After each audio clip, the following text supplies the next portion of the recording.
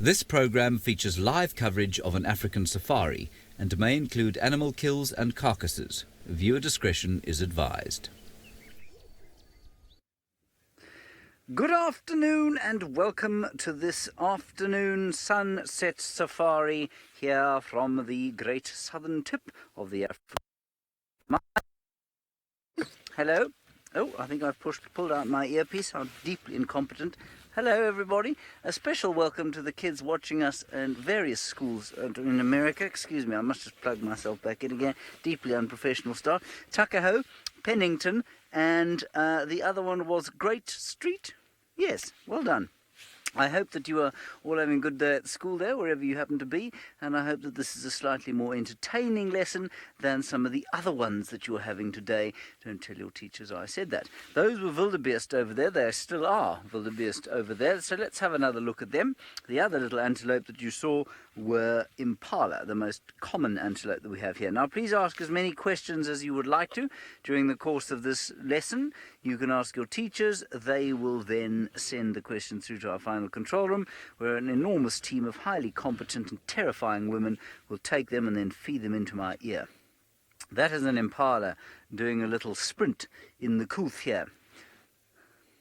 Now, in South Africa, where I am, which is in what we call the eastern lowveld, so the eastern lowlands of South Africa, it's the northern parts of South Africa, which can sound a little bit confusing, but that's where we are. We're in the greater Kruger National Park, and it's a relatively chilly 20 degrees, I'm told. I don't believe it's 20 degrees Celsius here. I think it's probably closer to around 16, which is about 61 degrees Fahrenheit. So that's why I've got my jacket on. We've gone into the autumn, and we are heading towards winter, which dovetails very nicely to Jenna's first question, which is, what is the weather like in the different seasons? Well, you know, we're relatively close to the equator, Jenna, which means that, or we're much closer than you are, which means that we tend not to have four distinct seasons. We have a very short spring, a very short autumn, which you would call fall, and then we have a quite short winter of about 3 months, and for the rest of the time, it's pretty hot, really.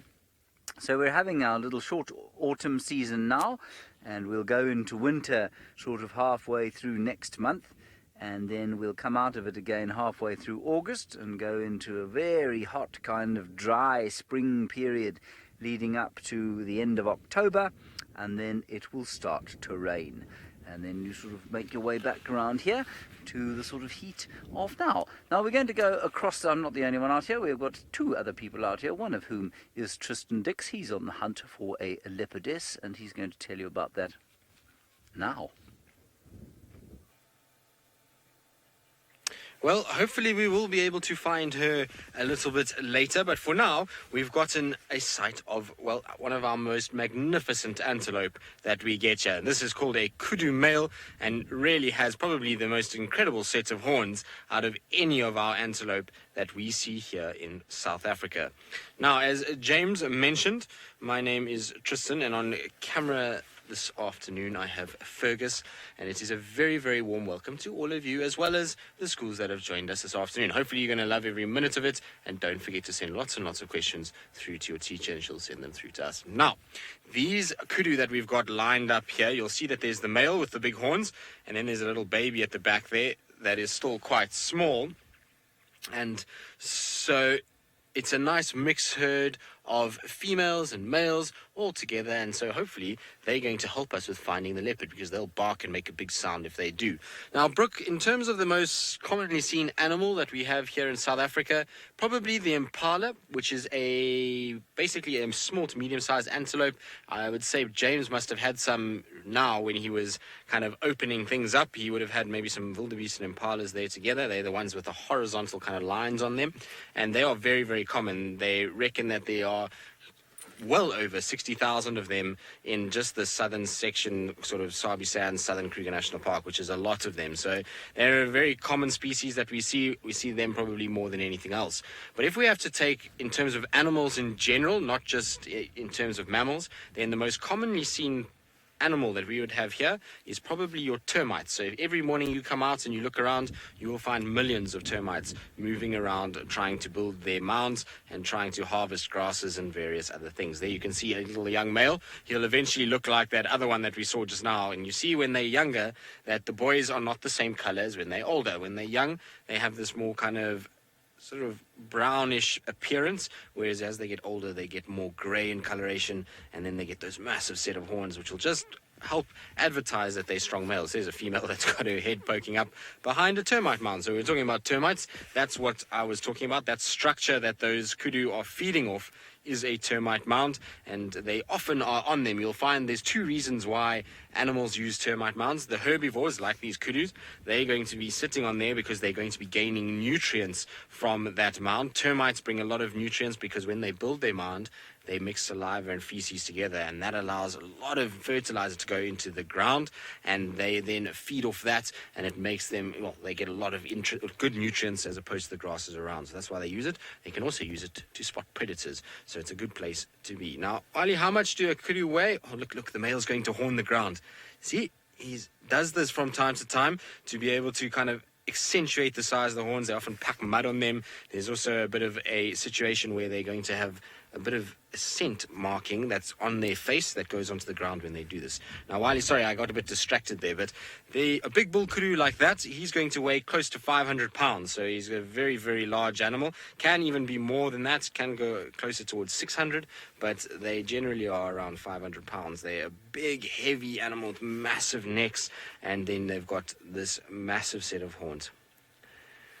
So, Mason, the use of those twisted horns is to compete with other males, so to be able to get mating rights. And so basically what they're doing is they're going to fight with one another, and those twists allow the boys to come together and actually get some grip to be able to push each other around in order to try and challenge for mating rights. They can use them for defense, but generally if they're in a situation where they're using those for defense, it's probably a bit too late because they've then been cornered. They'd rather try and run away more than anything else. So it's more for mating and for kind of impressing females and dominating males than it is for any other use whatsoever. Very cool animal to see, though.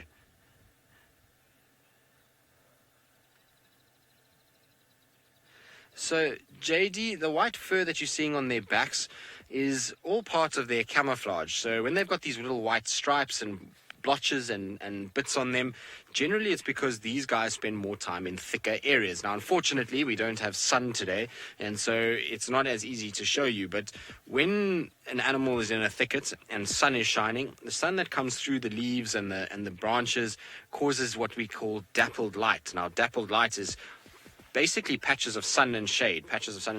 And so an antelope, if it wants to camouflage, if it has a bit of white on it, it matches those bright spots of sun, and then the darker matches the shade, and it can then blend into the environment that much better. So if it didn't have those white markings, it wouldn't be able to break up the outline of this animal, and it would be much easier to spot them in amongst the trees. You can see it a little bit when it goes behind the trees there. You can see how those whites kind of start to sort of blend in with a bit of the whites at the back, and it actually makes it a little harder to pick them up than you would normally see. So I see our little baby's full of energy and is running around all over this place and kind of going up and down the termite mound. And little male is also practicing his horn digging. Right, now somebody else who is full of energy and bounds around all over the place is my friend Taylor McCurdy, and she wants to say good afternoon. Hello everybody, welcome on, well, my safari vehicle. My name is Taylor, and on camera with me is Craig, but you can call him Batman. And we are also out driving around. We're going to be heading to a city called Chitwa, which is not too far, just in that direction down there, further south from where we are at the moment. And I'm really excited, and I think you'll all be very excited as well, because there's a big dam. Huge dam, in fact, with lots of hippos, lots of birds. Maybe we see some elephants, and who knows, maybe even a crocodile. How exciting does that sound? And the possibilities of lions too. So we never know what we're going to see out on safari. At the moment it's a little bit quiet in the area that we're going through, but I'm not surprised. It's not very nice grass around here for the animals to eat.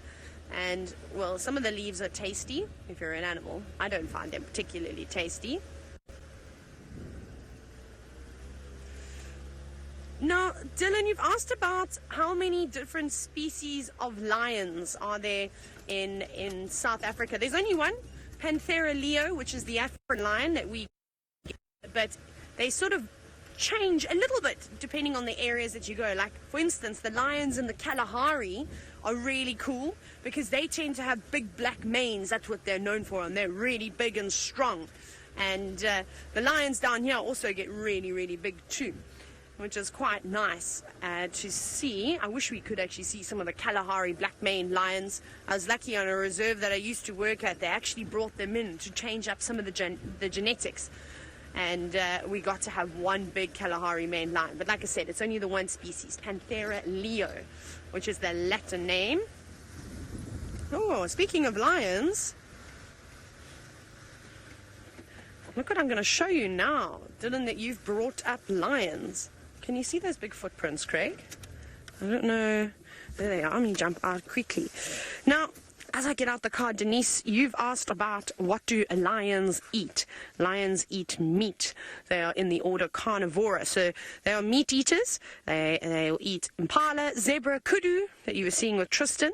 They'll eat lots and lots of different things. But their favorite thing to eat out here is a buffalo.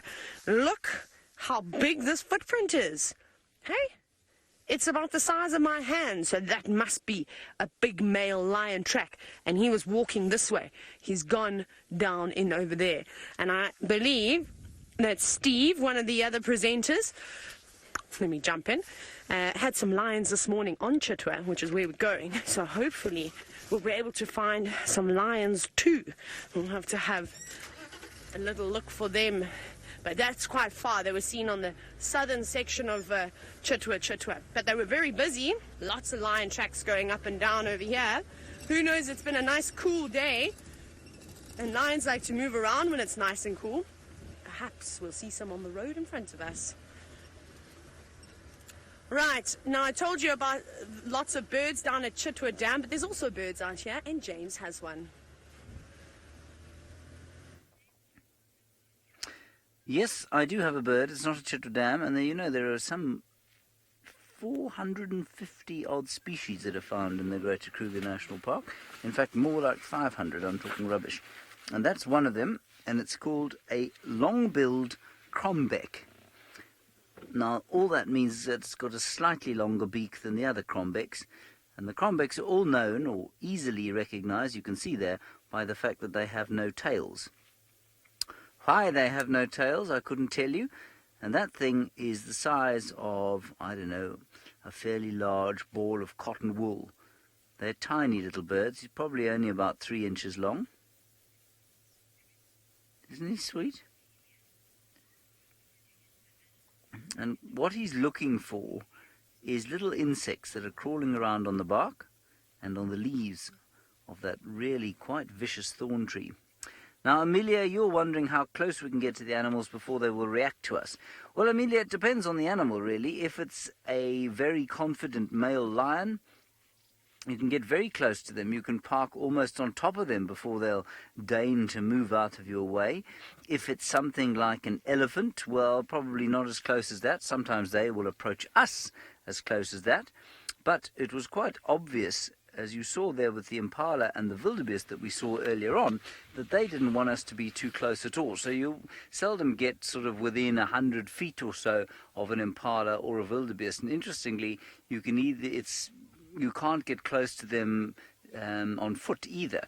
They don't like us to be close to them on foot. In fact, you can get closer in a vehicle than you can on foot, which is quite interesting. Now, we've got an alarm calling squirrel here. Now, the squirrel is going because it's seen something that might want to eat it. So I'm going to see if I can find what that is. While I do that, let's go back to Tristan, who I believe is still sitting with his kudu, and they are still on their termite mound. I am indeed, because not every day that you get to sit this long with kudu. They generally are a little bit more shy and like to get themselves behind bushes, and they don't really sit out in the open. And so we've gotten towards this termite mound, and you can see 2 young boys are kind of just sitting on top, having a little look around and allowing us the most incredible views of them And like I say, normally don't really let us get that close. But what you can see immediately from that particular picture is how big their ears are. They have monstrous ears in comparison to the rest of their head. They almost look a bit Mickey Mouse-like, don't they? And that's because of the fact that they need to hear rather than to sort of see what's going on.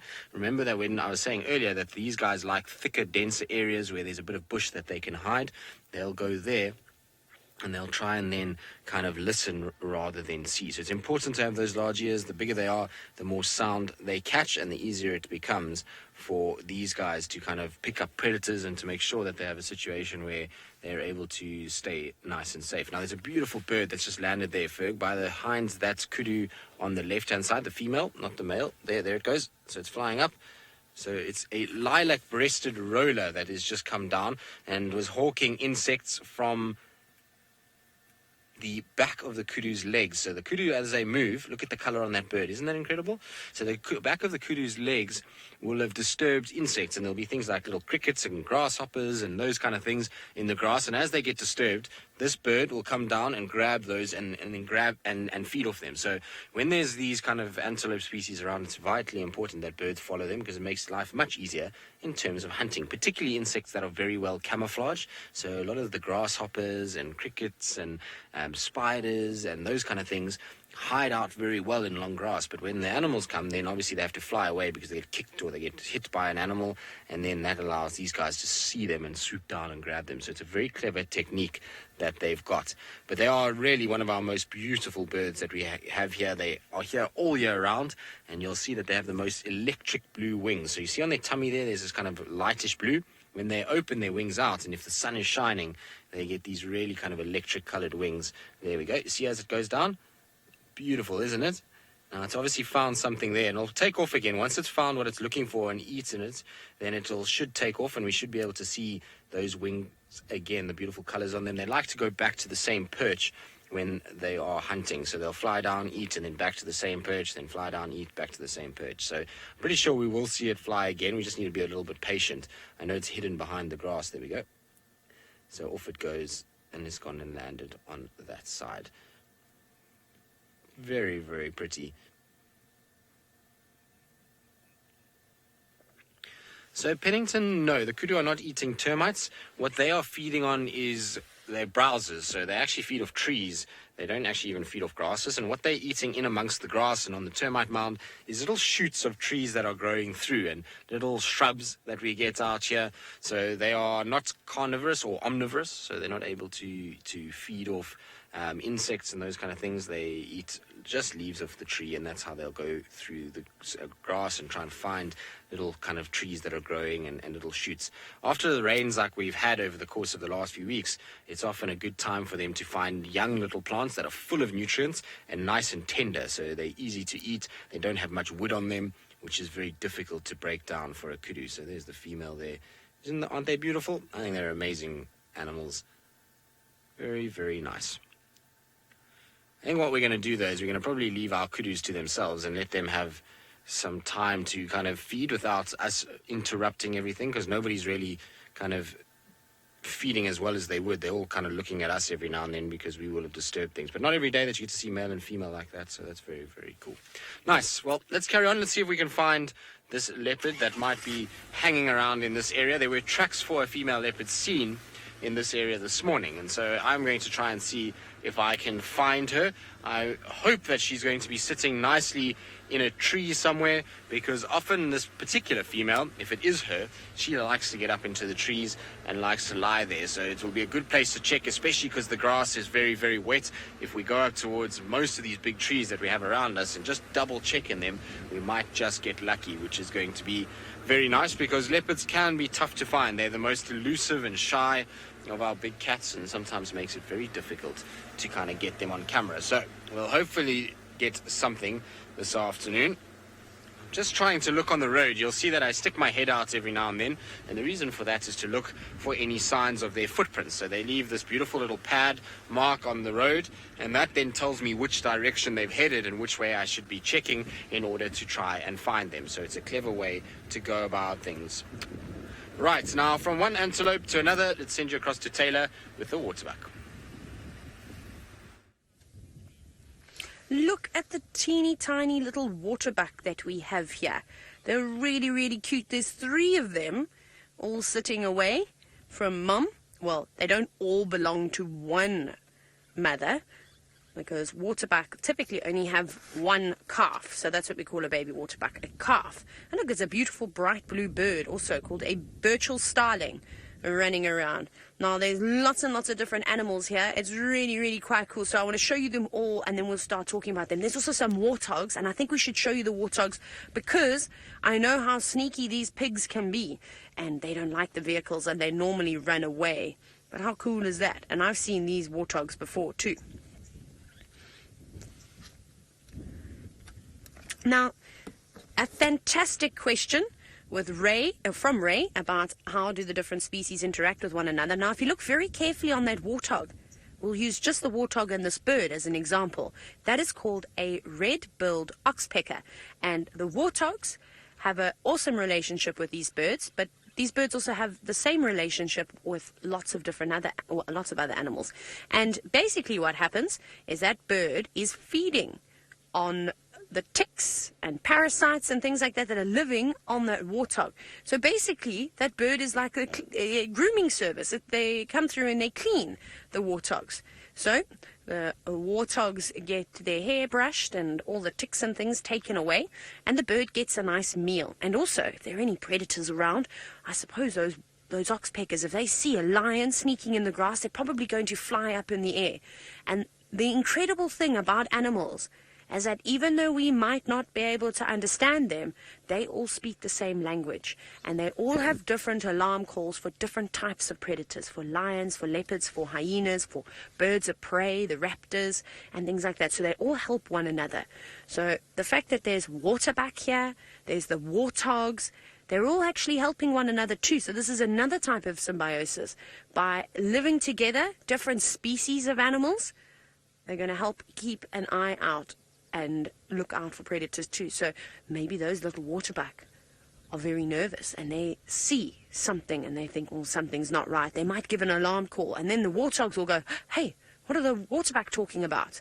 And then they'll also look around, which is quite cool, don't you think, that they're all helping one another.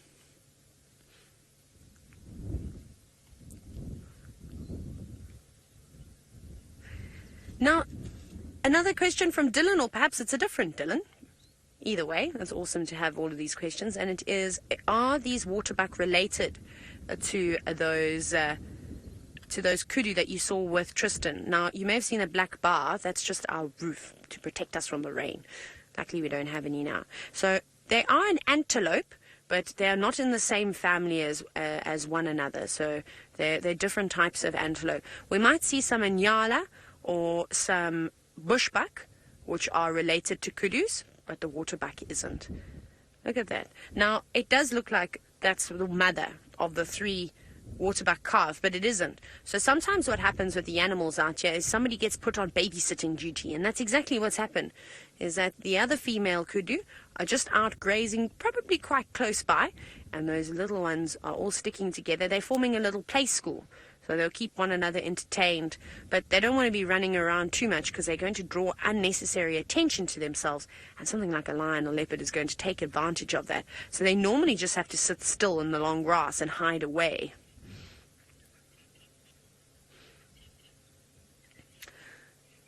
Now, Reeves, none of the animals that we're looking at the moment are endangered. Not even that little Birchall starling that's hopping around on the ground. You can see there. Their populations and the numbers of those animals are plentiful. If we were to see a rhino, that's an endangered animal. Craig, there's a hippo that's got out of the water. Look at that. Oh my goodness. That's something that you don't get to see all the time. You are so lucky. Now, a hippo is not endangered either. There are lots and lots and lots of them. That's a huge one. Now, the reason why you've seen this hippo come out of the water today, because they normally spend their whole day swimming around not swimming around, but laying around in water, in rivers and dams and anything really, even sometimes in mud wallows when there's not much water around during the droughts, the sun's been covered by all the clouds, so it's nice and cool. And just like you and I get sunburned quite easily, so do hippos. So they need to try and protect themselves and protect their skin. So the water will do that. There's an oxpecker crawling around on it. It's very far away from us, so it's quite hard to see, but it is. So that bird that you saw with the warthog, look at that. It's covered. The hippo. Also trying to get all the ticks off of them. Oh, what you going to do now, oxpeckers, because you don't like to swim? Oh, opening its mouth wide. That's so cool. Showing you its teeth. There's another hippo. Very, very lucky. Oh, wow. Now, they can open their mouths more than about 3 feet. Can you imagine? That's how big the gap is between the top and the bottom jaw. Especially a fully grown hippo like that. Wow, you're so lucky to see something like that. First seeing relaxed kudu and now seeing hippos out of the water. That's amazing. Well, I think what we'll try and do is try and find those lions next and go and enjoy them. But let's jump back on board to James's car and see what else he's got to show you. Well, I'm very pleased that Taylor's had some luck. You've seen some nice animals with her. And now I am trying desperately to find some other animals and the thing that those lions like to eat the most. And those are, of course, buffalo. And I had some tracks of buffalo around here, so we're just having a look to see. Hello, Sydney. The oldest animal that we have at the park is me. I am 105 years old. I don't look it. That's not in fact true, Sydney. There's an Impala. Let's just go back a little bit. It's a young male just coming into his prime. Sydney, the oldest animal we'd get here would be a very old elephant bull, probably. And the oldest elephant bull, I'm guessing, would be around about 60 to 65 years old. So that would be the oldest animal that we get out here. You know what? I'm actually talking rubbish. That's the oldest mammal we'd get out here. The oldest animal would probably be a very old tortoise. Some of them can live to be over 100 years old. And we think possibly some of the crocodiles also can live that age. So most probably a leopard tortoise, possibly a crocodile, pushing over a century. So they would have been born in the year 1918, the year the First World War ended. Can you believe it? I mean, that just puts it in perspective as to how old they are. Ruben, you want to know what an impala eats? Well, an impala has a unique diet. So this chap over here, this male impala, who I would say is just over 2 years old, will eat a variety of different things. He will eat grass when he can, and the grass at the moment is pretty lush. Lots of leaves underneath all of the stalks, so he'll eat some of that lush green grass there. And then he will also eat leaves on trees, which tend to be a little bit more difficult to digest, and they tend to carry a few more chemicals in them, which make them a little less palatable or a little less tasty. And so they'll resort to eating tree leaves when the grazing isn't so good, so when the grass isn't quite as good as it might be. So in the middle of winter, they'll eat quite a few trees. Now that's unusual. Most animals are unable to mixed feed like that impala you can see there jogging away.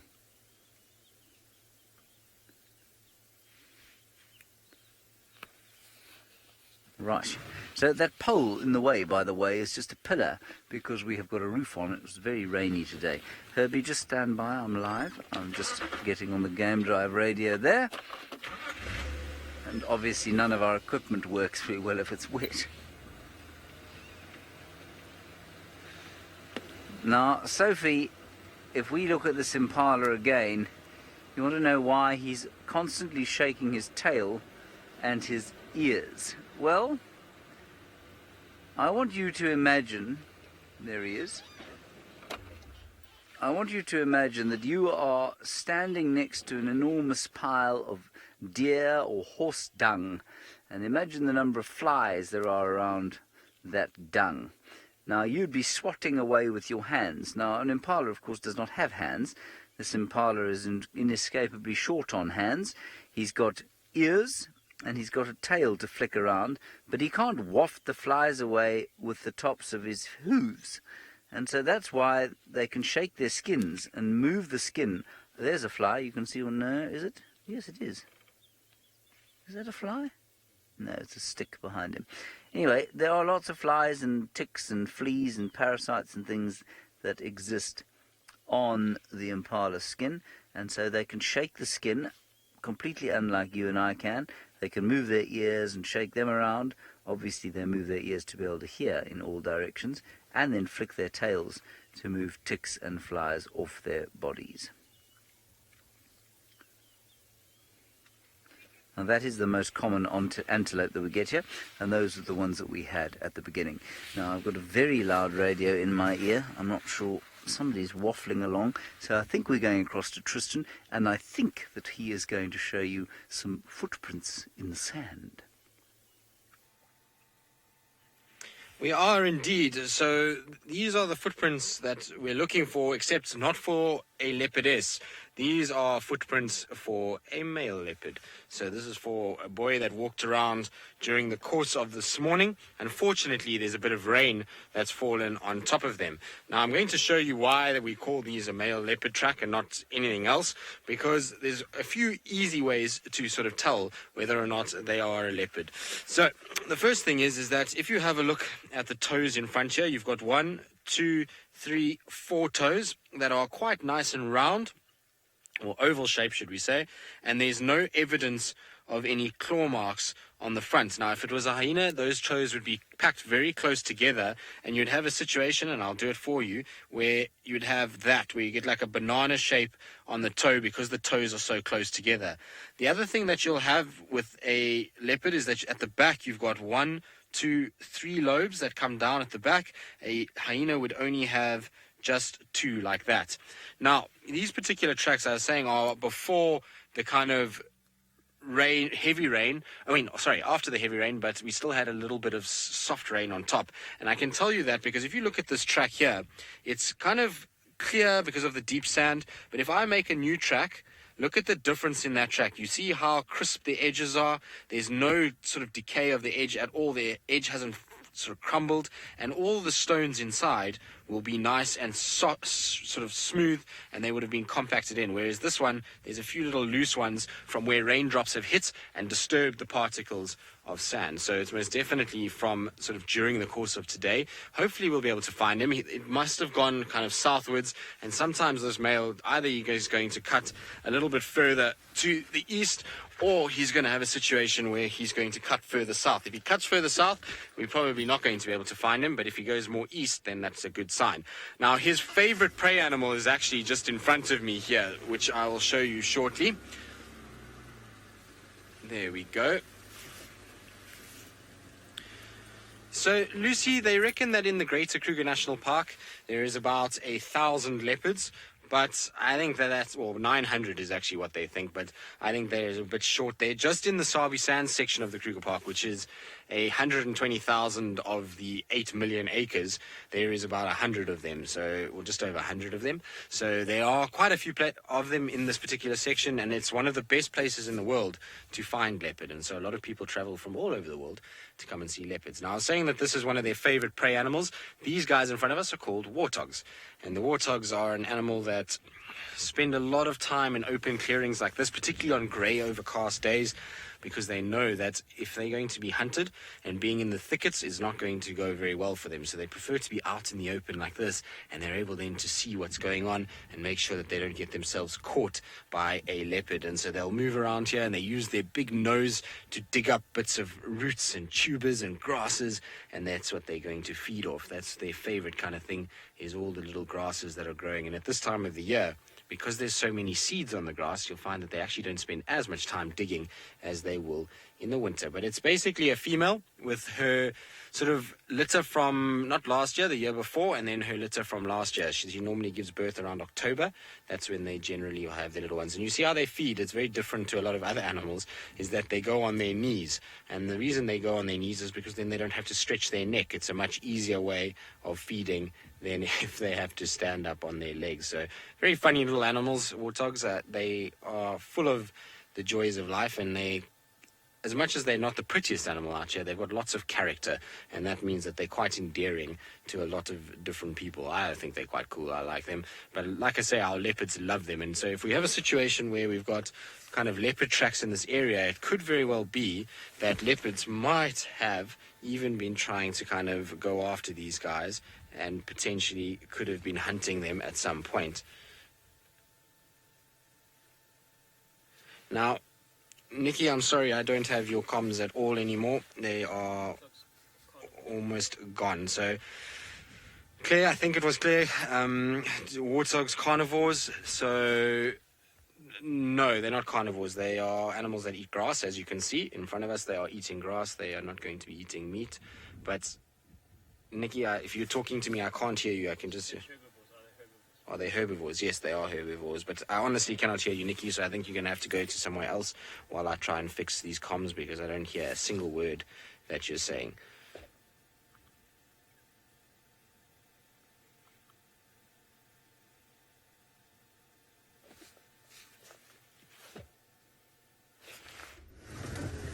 Sorry about that, everybody. It seems as though there were some gremlins. Now, I hope you're excited and ready. I don't know if we're going to be able to get a view because we've got our roof on, but I just saw a pair of raptors known as African hawk eagles, and it looks like they were eating something in the tree. So I don't want to disturb them, but I also don't know if we're going to be able to get a view with this roof. So we're going to have to try and be as quiet as possible. Craig, what's best? This side or off the side of the car?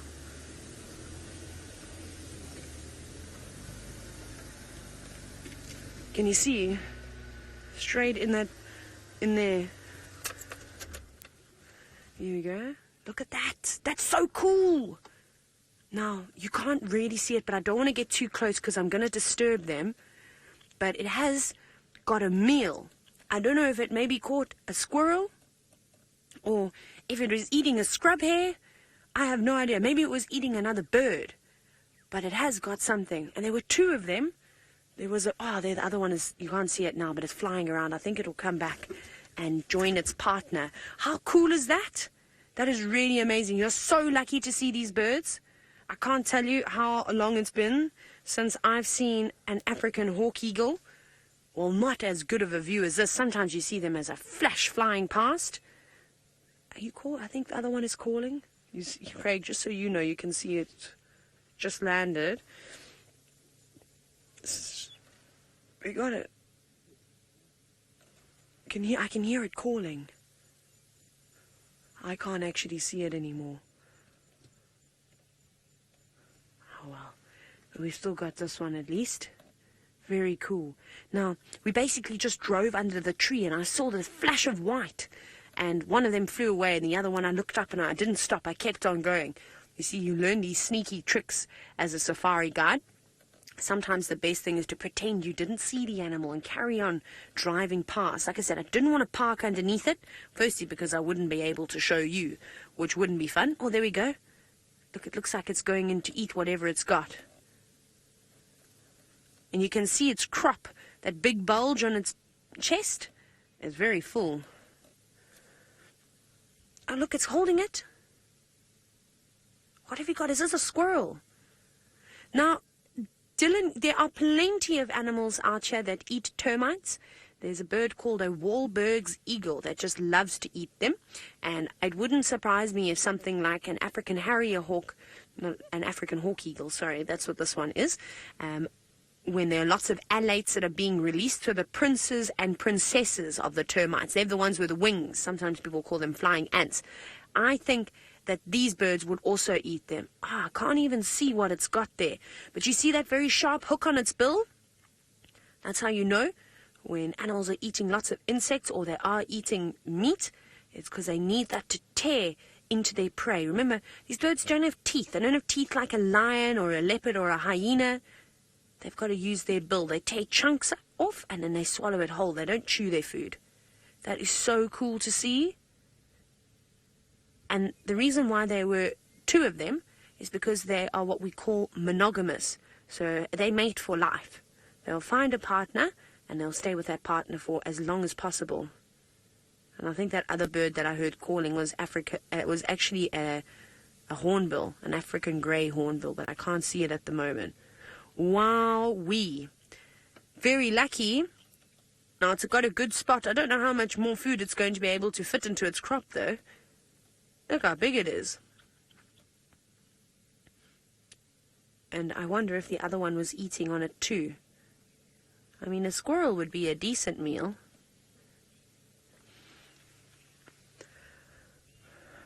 Jenna, I don't know if these birds have a nest. I actually don't know when they start breeding, but I can find out for you. If you give me 2 seconds, I can tell you exactly when they breed. Normally the birds will breed in summer when we've had rain, because we get a summer rainfall in this area. So that's when I suppose the environment is at its best out here. Let me just quickly go to hawk eagle. Sometimes it's hard for me to concentrate. African hawk eagle. Okay, let's go and have a look. So I'm going to guess around October, November is when they normally breed. Let's see. General habits, no. Nest, laying dates. Oh, wow. Actually, I was wrong. They start breeding from April to August. Okay. That's very cool. That's quite interesting. So they are breeding not in the rainy season. So there we go. They could have a nest and they could have eggs.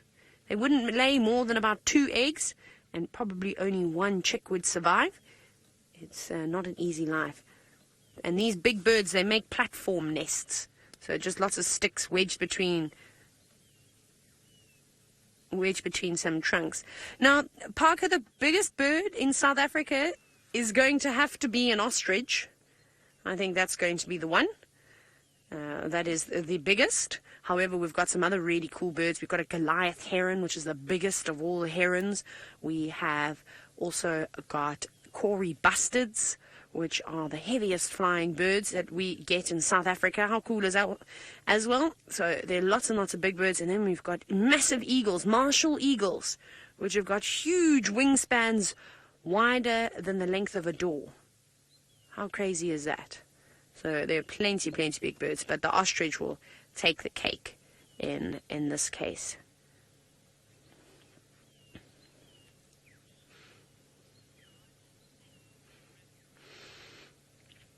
Now, these raptors can eat pretty large prey. However, I've seen them taking guinea fowl before, which is another type of a bird that lives on the ground. It can fly. It's kind of like a wild bush chicken, if you will, to give you an idea. It's black with white spots on it, and it has a blue head. They're quite funny. I wish I could have shown you some guinea fowl. So I also don't know what it's taken here. Something just landed behind it. Yeah. There's another bird that's just landed there. It looks like a hurricane thrush. Maybe. I'll have to have a look. I haven't seen one of those in a long time either. Let's go to T. We've got a bright orange belly. But they eat a lot of different things. Lots and lots of different things. Where is thrush? Yeah, it does. That bird is a hurricane thrush. Now, something that we don't see very often is these raptors actually being eaten. So Trey, there was a really cool sighting once. I didn't get to see it. I think it was a tawny eagle that was being attacked by a black mamba, which is a snake. So a snake might try and take an eagle like this. You know, if this bird was down having a drink of water, maybe even a crocodile or a young lion or leopard just starting out. And that's quite cool. So not too many things would go after this. Maybe some other bigger eagles. But this is quite a big eagle, in fact. Now, that little bird at the back, that doesn't eat meat at all. They eat insects, which is quite cool. Now, I think it's interesting that it's decided to come and sit here. It obviously knows that it's not going to be eaten. Well, because that raptor is now eating its meal. You can see it's trying to pick the bones, or pick the bones clean. I don't know why it's come around to say hello. Normally those little birds, what they will do, they're quite funny, is they'll fly around and bop the predators on their heads, the raptors on their heads, because they don't like them normally. Oh, this is so cool.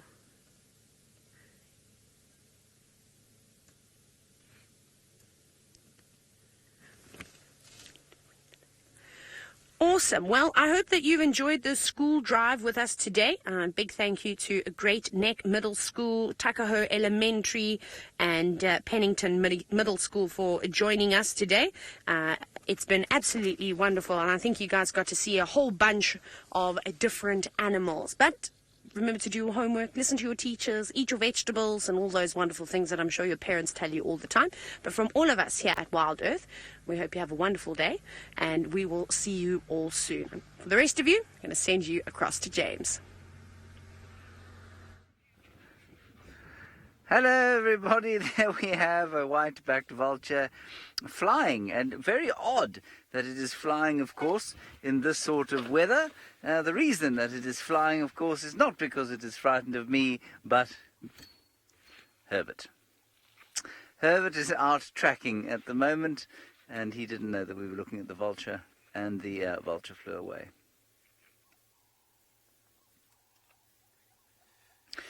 Please send us your questions, #SafariLive.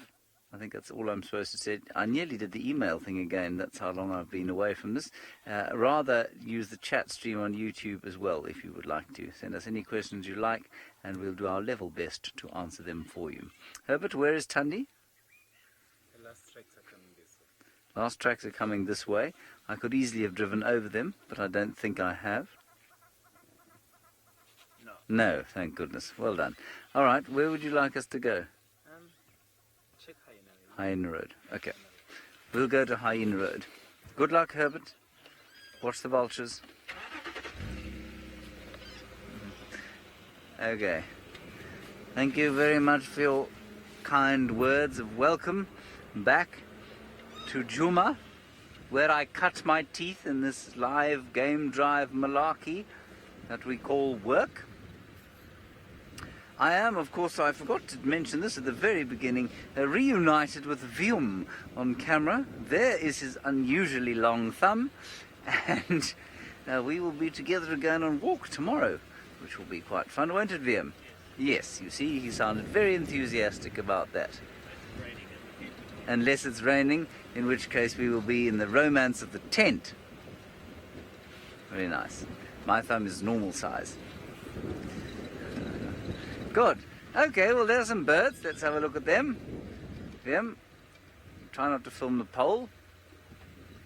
It has been a little rainy of late, and so we have had to put the roof on. There's a starling. And as I was teaching my new friend David Gitu, who you will meet shortly, we might actually be bringing him to South Africa very shortly to drive here. He's one of our Kenyan guides, our first Kenyan guide. I was teaching him, of course, they look black in this light because they aren't in fact blue. Now, to those of you who have never heard of starlings before or watched them, that might sound like an utterly ridiculous statement. They look black, but not blue. Well, yes, that is true. They don't have any blue pigment on them, and all of the blues and greens and purples and reds that you see on a starling are in fact the result of iridescence, which, if I'm not mistaken, is a sort of trickery played by crystals of keratin. Is it keratin? No, it's not keratin at all. It's, yes it is. Is it? I don't know, I've forgotten. Anyway, there are a whole lot of different sort of black pigments interspersed with white chambers and crystals that give off those beautiful blue and purple and green colours. I can't believe I've forgotten that. Okay, now we may lose signal briefly through here, so I'm just going to drive slowly. And while I figure out what I'm talking about, let's go back across to Tristan and find out where he's going, because apparently he's just driving. Well, we have been driving, and we've been trying to kind of find out what's going on with these leopard tracks. Tracks for Hukamuri, who I think is Hukamuri, going south into Hoffman's, as I thought they might, given where we were. But then there's tracks for Shadulu all over the place, or a female leopard. I don't want to say Shadulu without seeing her, but all over the place on Gari Main, going north, south, east, west, and there's some coming up into Djuma, which I think are tracks that Taylor found this morning. in this general area and going up towards sort of Philemon side. So I want to just go and do Rebecca's around and just check if we can find anything. The freshest tracks that I could find by the looks of things were on Gowrie Main that were after the rain, but unfortunately completely destroyed by about 4 billion vehicles that have driven all over the top of that. It's got to be one of the busiest roads, and there's cars now at this time, lots coming in and out with all the transfers, so not ideal. So I thought before we went to Rebecca's, we'd come and check Treehouse, but Treehouse, there's absolutely nothing going on here. It is as quiet as ever, and I didn't expect much to be happening given the conditions that we've got. We've had rain, it's cold, it's overcast, and there's more than enough water in the bush for the animals to come and drink. They don't need to worry about coming to a water point like this to be able to drink. Let's carry on. Yeah, Shad, this is South Africa. We are in the northeastern corner of South Africa in the Sabi Sand Game Reserve. And so we are in South Africa, that is for sure. Well, I hope we're in South Africa, otherwise I'm in the twilight zone and we have been taken somewhere and tricked. But no, we are in South Africa, and one of the best parts of South Africa, in the low veld.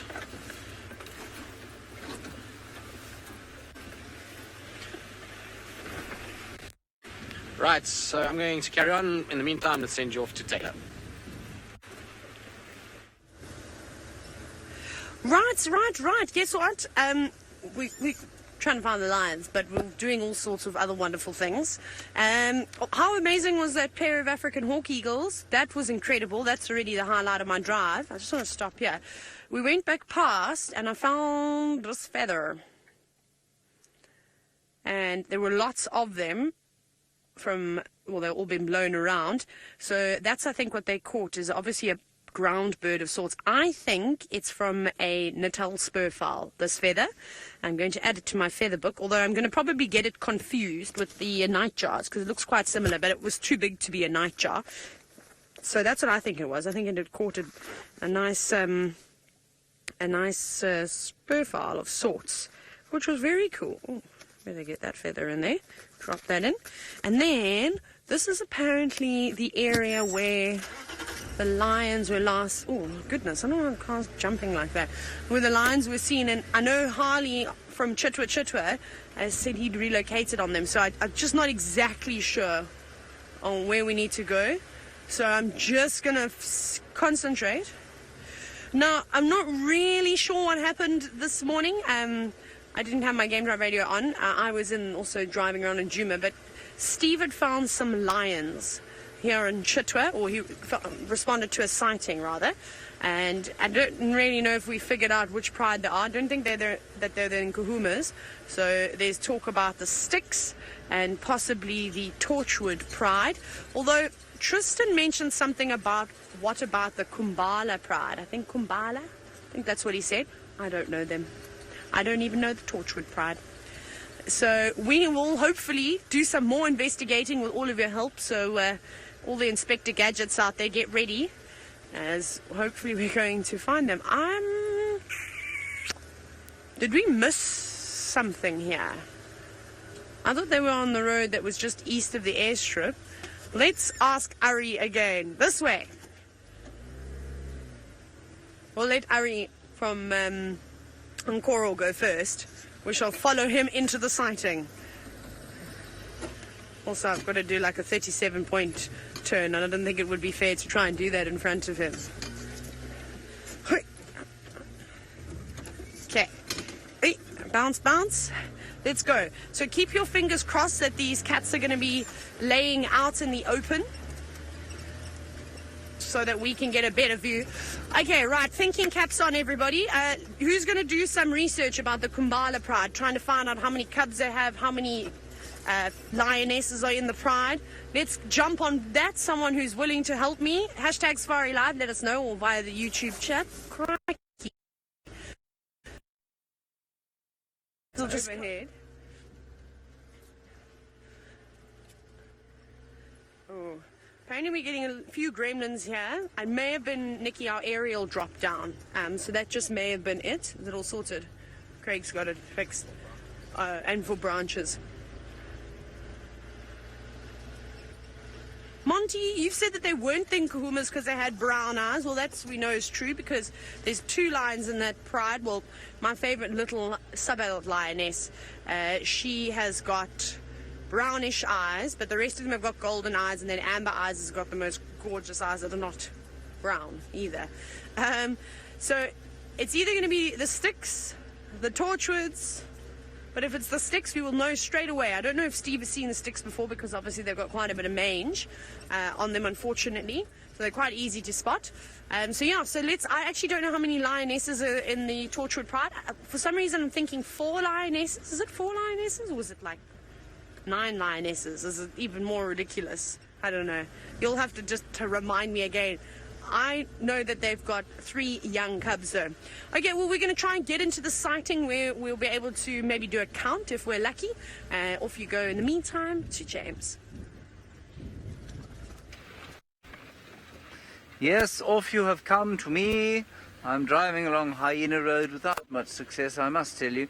I also did a little bit of research into iridescence and could not find what the substance was. I actually think it's keratines. Keratines that can give you a yellowish colour, and perhaps they're the other ones as well, that plates of which are arranged in various sort of positions to give you those blue, purples and greens. I do apologise that my brain is not functioning as it should and refuses to remember all of the things that I have fed into it over the years. There is a hornbill, Viam. Can you see it? Well spotted. The yellow-billed hornbill. Haven't seen one of them for 2 months. They don't occur up in the Maasai Mara, nor do they occur down in the Eastern Cape where I had my holiday. I always think that hornbills look the most displeased with cold weather. You can see it looks very irritated.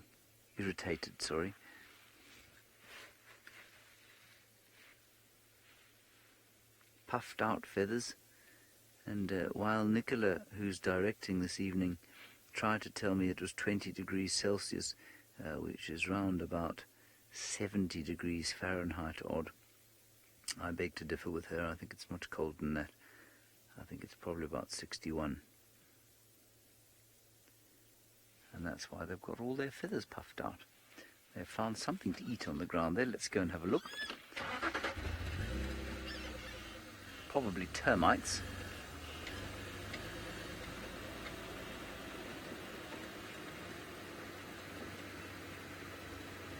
Now, Siddharth, a very nice question from you. What are they eating, Bumpy? Have you got pole now? No, what a beautiful shot. I am an exceptional driver of this car. Sorry, everybody.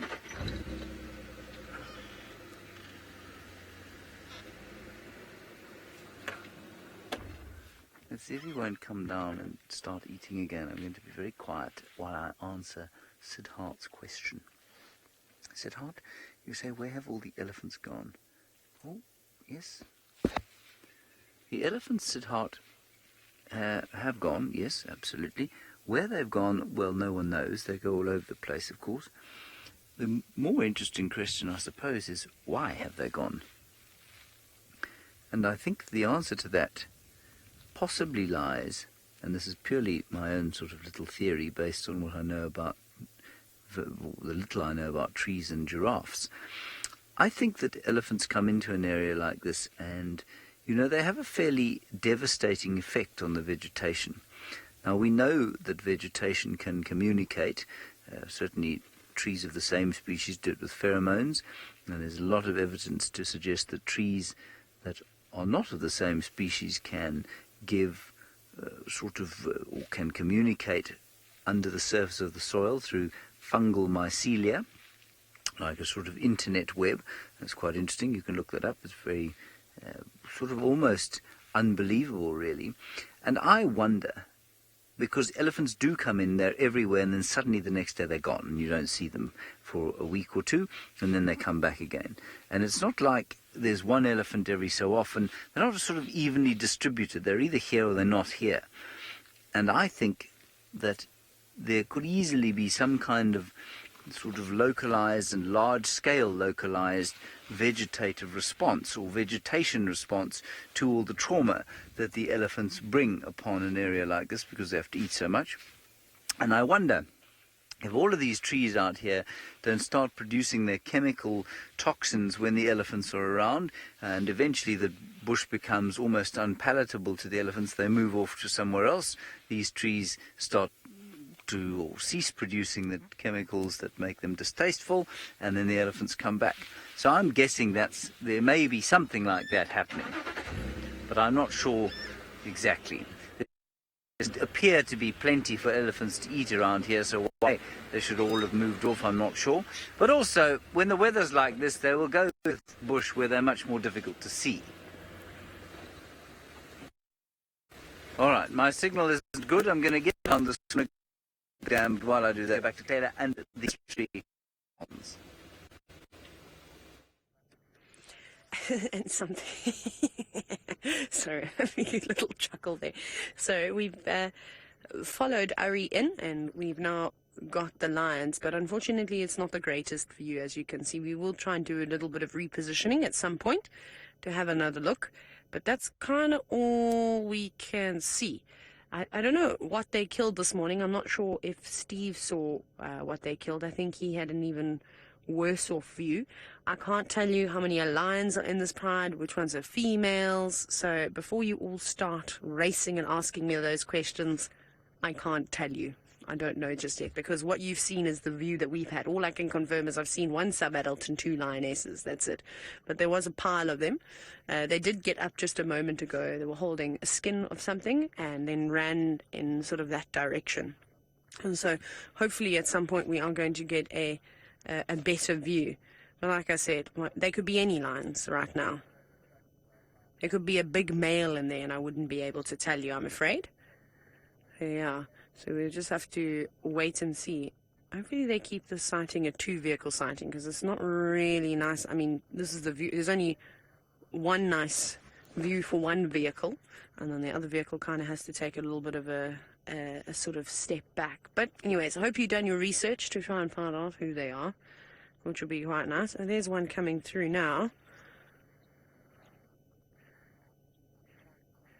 So, Puma, you've said that the lions from the Sunrise Safari did not seem to look like they had any mange. Okay, well, then that's very easily going to rule out the sticks, because the last time I saw the sticks was about 3 weeks ago. They came charging in and chased Kuchava, who is a leopard, a young leopard, away, and they stole her kill, which was quite insane to see. And what does that sound? It's actually a truck. Sorry, I had a moment. I was like, what bird is calling in the distance, going boop, boop, boop? And it sounds like a big TLB, a big machine of sorts reversing. It is one. Maybe down at Cheetah Plains, because they're building a new lodge around there.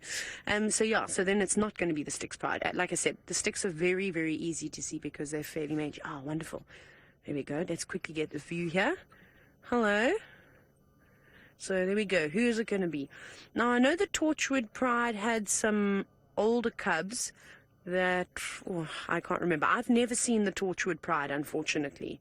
There we go. Thank you so much for sitting down behind all those trees. That's very kind of you, little lion. I actually don't know how many members are in the Torchwood Pride, except for the fact that they have 3 new cubs. Hang on, let me find my book. Sorry, I'm just shuffling around. Maybe I made a note. Let's see if I can find... I'm going to go way back when, hey? Back to 2016. Here we go. Throwback Wednesday. That's not a real thing. Let me quickly page through here. Leopards. Pretty sure on the page before. Matumbas and kahumas. No. I've got nothing on the Torchwood Pride. I'm terrible. I've got lots on lions. Lots on leopards. Anyways, so maybe you can tell me how many lions are in the Torchwood Pride. Again, I don't know how many lions are actually here. We'll try and get a better position at some point. Okie dokie, off you go across to Tristan to see if he's had any more luck with those leopard tracks. Well, no, Taylor, we're having very little luck. The roads are so hard, it's almost impossible to see tracks, even the ones that I know are there. So there's the track that we heard earlier that's going down this road. I was hoping to maybe see if I can find any signs of the female, but nothing. It's just the male track that's busy walking down this side. But in terms of the Torchwood Pride, it might be them. It's either them or the Kambula Pride. So the Kambula Pride I've seen before on the nets, which is the Mangan breakaways. And they've been on Mala Mala quite a bit, and so it could very well be them that are in that area. I think, I'm not 100% sure, but that's kind of roughly where they came out, was the nets just sort of south of Chitwa. So it could be them, and they've got a few cubs in their pride as well. But if it is the Torchwoods, as far as I understand it, the Torchwoods and the Nkuhumas are related. So they come from one or another. I can't remember if it's Nkuhumas from Torchwoods and Torchwoods from Nkuhumas. And in terms of numbers, as far as I understand it from the guys, there's 4 adult females in that pride at the moment, and then there's, I think, 10 cubs in total, 10 sub-adults, but they're all about 6-7 months as far as I hear. So that's what it sounds like when it comes to the Torchwood Pride. Might be wrong and might not know. I mean, like I say, I don't know much about them. I'm just going off what I have managed to get from some of the other guys that have seen them quite regularly. So I asked Rexon and a couple of the others just for their opinion. Now, I wonder what was going on here, because there's tracks for leopard and hyenas all up and down this road. The leopard tracks are not actually that bad. Now that I see them, they're on top of some of the hyenas. You can see on the sort of sides of the road, there's a bit of disturbance, and so that's what we're talking about. There's tracks for hyenas, and then in amongst them, leopard as well. So I wonder if maybe this leopard didn't have a killer and it was stolen, and that's why it went south out of our area. Not ideal though. Hyenas are naughty. Now that they've got no elephant to mess around with, now they're going to be back to chasing our leopards about and stealing food from them. But I just want to have one more look at these leopard tracks, because they're actually not as bad as I initially thought. I thought they weren't that fresh, but when I see them here, they're actually quite good. So you can see on the road in front of me, these are all hyena tracks coming towards me. Those ones over there. And then on the left side of the road, which is also a mess of tracks, that's hyena and leopard mixed together on that section. So I wonder if maybe there isn't some sort of scuffle that took place in this particular area, and that's why we're seeing so many tracks. I'm not 100% sure.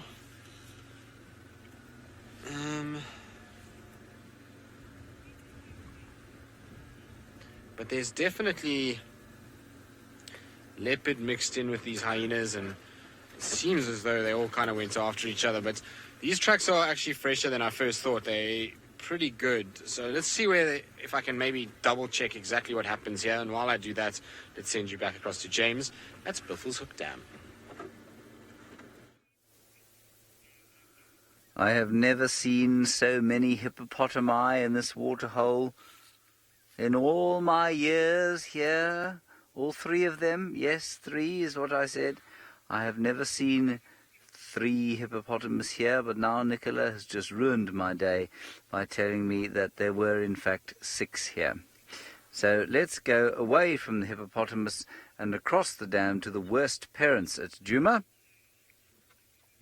There are the worst parents at Djuma. Can you see them? They're behind that pole, aren't they? There they are. Now I call them the worst parents at Djuma because I have watched, I'm assuming, the same pair of geese fail dismally to raise, I think, even 1 to adulthood. They seem to get taken out by all manner of predators. Those little goslings. Oh, that's too sweet. Come on, go and look after them. That's Dad up front, Mum just behind. All that quite cold, wondering why it is that Mum and Dad want to swim at this time of the day, with weather conditions like this. There you can hear one of the only 3, sorry Nicky, hippo calling there. I wonder where the other 3 are. Little thickney that flew across there. Look at them all. How many? 1, 2, 3, 4, 5, 6, 7, 8. Would everyone agree? 8 goslings. 1, 2, 3, 4, 5, 6, 7, 8. Agreed. Everyone agrees that it's wonderful. We have agreement.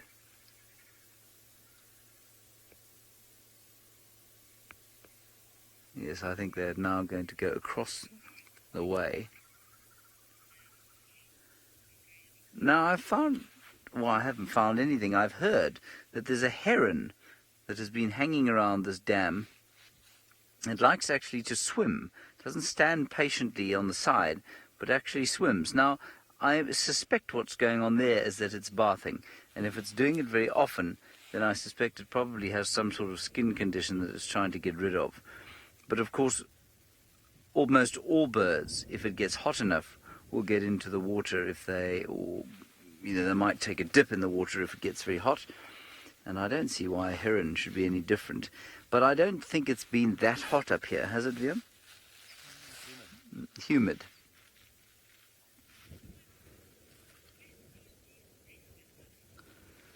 Now, Siddharth, do you want to know where geese rest at night? Well, at the moment, they're going to have to rest on the ground because the youngsters can't fly yet and they won't be able to get up onto trees. But these geese, which are not strictly geese at all, apparently they are ducks, normally nest in trees. So I suspect when they are not sort of looking after babies, they would roost in the trees. And in fact, they may roost in the trees regardless and leave the babies on the ground, just to sort of hide and hopefully stay safe. Alrighty, we're going to continue from here on our quest for spotted kitties. While we do that, let's go back to some tawny ones with Taylor. We are still sitting with the cats. The view is improving every now and then. I can't tell you how many lions are here yet. However, I can tell you what they ate. They ate in Nyala, because we saw the horns that some of the youngsters were playing with. Now, these sub-adults that are in the pride kind of look like round about the age of what the Nkuhumas are. So, almost 2 years old. Oh, hello. Beautiful eyes, hey? And there's a few lion here. There definitely are a few lion here. But I don't, if it is the Torchwood Pride, it's not the entire Torchwood Pride, that's for sure. I think the last time I remember, I'm sure there were like 7 lionesses or something silly, like a lot of lionesses. And then they had like 10 cubs back then. This was like a year ago. Ah, there we go. Ah, amazing. Angela, I think I guessed correctly. You've just confirmed. You said that there were 7 lionesses and 10 sub-adults. Well, that's kind of like how I remembered it last time. It was a lot of lionesses and then quite a few sub-adults too. Remember, they have had some new cubs though, one of the lionesses, and Ari confirmed that they crossed into the Kruger Park. And on that happy note, we're going to quickly pinch his spot before somebody else can take it. Go, go, go. So thanks, Angela, for that fabulous information. I'm just gonna... Oh. Ow! I'm getting... Wait, sorry, Craig. Just driving. There's so much monkey orange around here. Okay, here we go. Now we're gonna get a deer. Hi. Just gonna watch, Craig. How's that fun? There we go. We've sort of got a better view now. We can see a few more. But again, unfortunately, I do not think we're going to get an accurate count today on these cats. Well, and that's because of the vegetation that's surrounding them. But there we go. 1, 2 lionesses, or adults at least, and 3 sub-adults surrounding them. So I don't know who this pride is. Like I said, I've never seen the Torchwood Pride before. I don't know any of their distinguishing features, I'm afraid. And so it could be anything. It could be a pride from a little bit further south of where we are at the moment. I mean, they could have come from Londolozi, they could have come from Singita. These cats could have come from anywhere. What I'm going to do, they smell fabulous though. I'm going to do a Sabi Sand map, just so I can bring it up. We actually should get one printed and laminated so that we can show you all the surrounding properties. Yeah, they're definitely not the sticks though, that's for sure. I can confirm that. Not the sticks, not the Nguhumas. Who are you? Who are you? Who? I bet you're all going to have that song stuck in your head now, hey? Okay. Sweet. Let me show you. I'm going to try and... Wait. I've even got it right there. I'm just quickly saving a map so that I can open it nicely on my phone. What's happening at the moment, Nathan, is those lionesses were grooming one another and specifically targeting the ears. As you can imagine, it's a perfect spot for ticks to sort of congregate, and on your own you can't clean your own ears. But when you live in a pride, and lions are very social, which is why they're one of the most successful cats in Africa, is then they'll help one another out. And what better way than to strengthen the bond between the members of a pride as grooming one another? It's like this, maybe giving your brother a massage or plaiting your sister's hair, you know, things like that. That's for them. Playing and grooming one another is very, very important. A pride that has got a good relationship with one another will be more successful at hunting. So what I'm going to do is I'm just going to open up this map so that I can show you, just to show you how many different properties. And we've seen how these cats can move. If you have a look here, because they are moving around, but we're not the only ones here, so it's quite nice. It gives us a bit of free reign. If you have a look-see over here, so now you can see, so it's not the biggest map. We are, I needed a piece of grass, but we essentially are up here in Chitwa in the southern sort of corner. Well, we're near the airstrip. And let me zoom in. And so there we go. So that's where we are. So it could have come from Mala. It could have come from Londolozi. It even could have come from Singita or Elephant Plains. There's a lot of things that are changing in the cool, that's awesome. I'm going to put my phone away now. In the Sabi Sand. So many different things happen. I think I might have to get that map printed actually, but a clearer version. That one didn't load properly. I just did it fairly quickly. So they had an Inyala. Not much of a meal, in my opinion. Hi, girl. I'm just going to sit down over there. And they seem very relaxed with the cars. They don't seem to be too bothered whatsoever, so they've obviously had a lot of experience, which makes me think that there are a pride of lions in the Sabi Sand. You know, some of the areas in Kruger, the cats don't necessarily see lots of vehicles and can be a little bit on the nervy side. However, the cats of the Sabi Sand, my goodness, I don't think you find cats that are any more relaxed than this lot.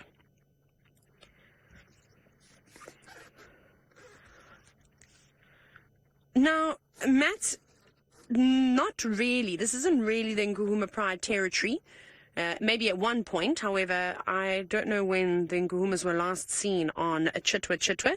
This is actually the Styx Pride territory. They hang around here the most. The Styx Pride also sort of do every now and then venture into sort of Londolozi. Then they go to Vessels, Annette's, Little Gowrie. They go on to Arethusa. At one point they were in Elephant Plains. And then the Nkuhumas normally hang around on Djuma. They pop into Torchwood, Buffels Hook, Manuleti, and also again sometimes they do also go into Arethusa, but I don't know how often they're going there. And Simbambili is another spot that the Nguhumans sort of like. So the Torchwood Pride typically hang around on Buffels Hook, Torchwood, and then into the Kruger, also around on Coral. So it's very difficult. There'll be a lot of prides moving in and out, especially if everyone's chasing one another around. You know, there's always an opportunity for, well, spots to open up.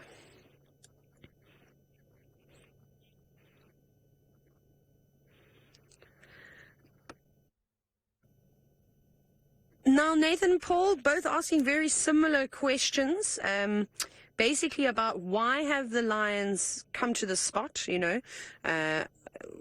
So it's hard to say. If I knew which pride it was, I'd probably be able to give you a bit more of an accurate answer. But because we don't know and it's still lingering in the air, it is hard to say. Perhaps food availability, that could be one thing. Pressure from another pride, that could be another. Maybe new males coming into the area, and if there's young cubs, they want to move away, kind of like what we did see with the Nguhumas running about. That could be another thing. So the possibilities are endless, but it is just difficult to say until we can figure out exactly which pride this is. It's really cool, though. Hello, you're beautiful, aren't you? She reminds me of the little once floppy-eared lioness of the Ngahuma pride, but it's not her. She's got a very scarred-up face, but she's got very similar colour eyes. So it's all quite cool, hey? I don't know. Anybody got any ideas? I mean, like I said, I don't think Safari Live has ever actually spent much time with the Torchwood Pride either, so it's difficult if you haven't seen them. So for a lot of us, this is a new Pride Alliance. I don't even think Brent has seen the Torchwood Pride. I think he said he hasn't seen them before. So obviously when we're spending lots and lots of time with the same groups of animals, we pick up the distinguishing features. It's virtually impossible. I did pop onto the Torchwood Pride Facebook page. I had a little look, but unfortunately there's not much information about how many members there actually are, and maybe it's because I was on my phone. If I go onto a computer, it might give me some more information, but from what I could see, it's just sort of posts of where they've been, and the last post that I saw was the interaction that they had with the Nkahumas. Maybe the Nkahumas are putting pressure on them, if this is the Torchwood Pride, and now extending up into their territory, going a little bit further east, and now they've gone, well, there's a little gap here.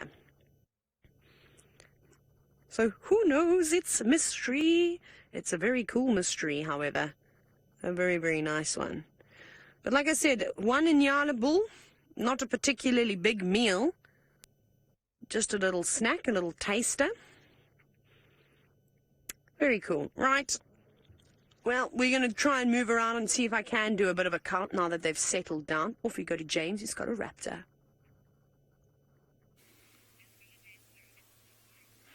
Now, we have found ourselves a bird, probably not very closely related to whatever it is that Tristan is looking for.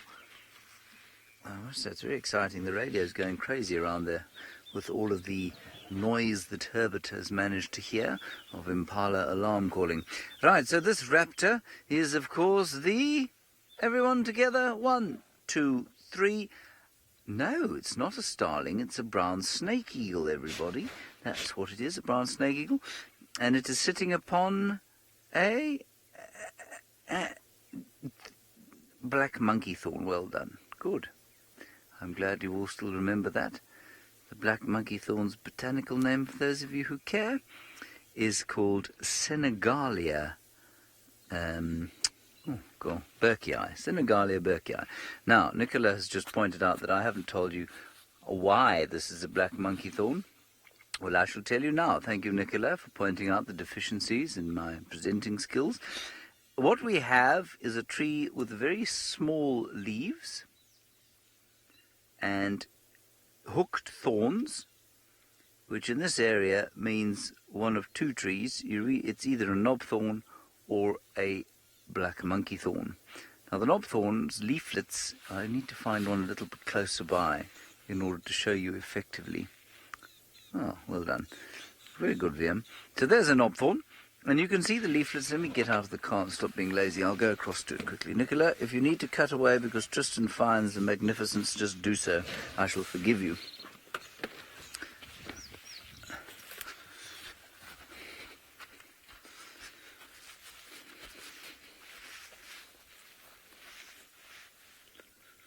New.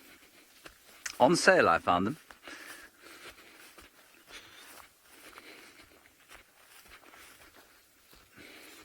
So let's look over here. How's that, Wumpy? Shall I bring it over? Or is it fine from here? Let me bring it over, it's easier.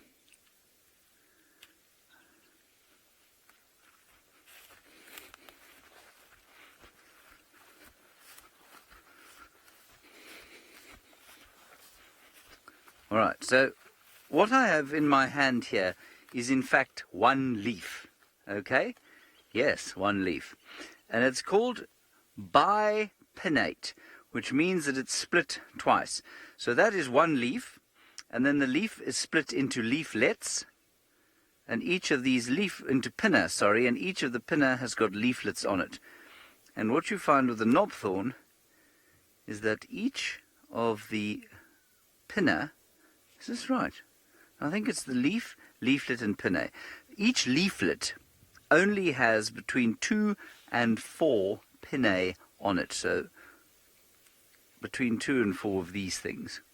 Now on the black monkey thorn, which is the only similar looking tree, they can be sort of 8 or 10 on one pinna. And that's what that one is there.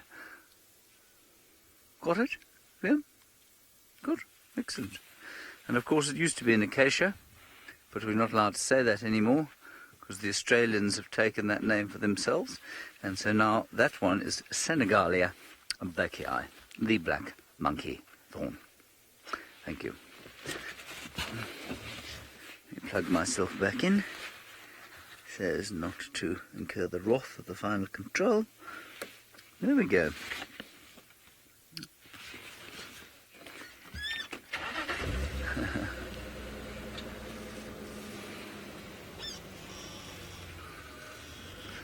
Angela, you say these shorts clash with my jacket. Angela, I'm going to suggest that you go to an optometrist and have a colour blindness test. I don't think that's very nice of you. I think blue and red go very nicely together.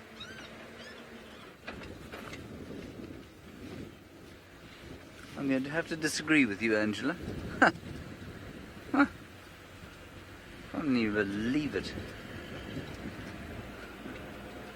I thought you'd all be rather impressed with my shorts. Yes, thank you. Right, well, I'm going to sulk about my clothing and Angela's comment. Let's go back to Taylor, who is very fashionable, of course, as are the lions she is with. I think the lions may win the fashion award. Anyways, we've repositioned. We've come around to where... What are we calling Dylan the other day? Leo Smith Jr. I think we'd given Brent's younger brother that name in camp. And, actually, no, it wasn't. Anyways. Anyway, so we came to where Dylan was watching, and he actually had a good spot. So, thank you to you, Dylan. Not that you're watching. And we got some of the sub-adults. So we saw another 4 sub-adults. Craig, stop it now. Babe, I'm going to throw you out these lines. Can't stop laughing. And when Craig laughs, you and David are just as bad. When the two of you start giggling on the back of the car, I can't stop laughing either. It's a problem. Or Manu. Anyways. And basically, I've counted from what I could see. I think there were 4 lionesses, and I've counted 8 or 9 sub-adults. But I don't know. So... it's so hard to tell in this tall grass. I mean, there could be a whole lot more and I've just missed them. But the youngsters all seem to be between 1.5 years and 2 years. Somewhere around there. I can't be exact, but they look fairly similar in size to the Nkuhuma youngsters. But very cool, though. And you can also see the Inyala that they were feasting on. Well, there's not that there's much left of it. They've eaten the whole thing. This youngster's just using it as well, a chew toy at the moment, and licking at it. Not really getting any flesh off of it, unfortunately. See, there's another one there. The youngsters weren't as relaxed as the adults are. They're a little bit jumpy with the vehicle. Now, obviously we've now can see clearly that the lions do enjoy antelopes of various kinds that we get out here. They're not particularly fussy. Adrian, no, lions won't actively seek out other felines, any other of the big cats to eat them. They might, if they pick up the scent, seek them out to kill them, to chase them away, because they're in direct competition. Obviously, a caracal is not in competition with a lion, but a leopard is, hyenas are, cheetah are, so they'll want to take out the other species, but lions typically don't eat other predators. Hyenas will eat absolutely everything. However, again, you can't say never, because the animals do whatever they want, and in desperate times, you know, they'll break all the rules that we as humans have given them. And I always talk about that, the documentary where there's a male lion that eats a hyena. He was just desperate and so starving, and he came across a sleeping one, and, well, he didn't know if he was going to be presented with another opportunity. So he took it, and he ate it. So that's been documented before. I've never ever seen a lion eating another predator. However, we see leopards eating other leopards. That's been recorded quite a few times.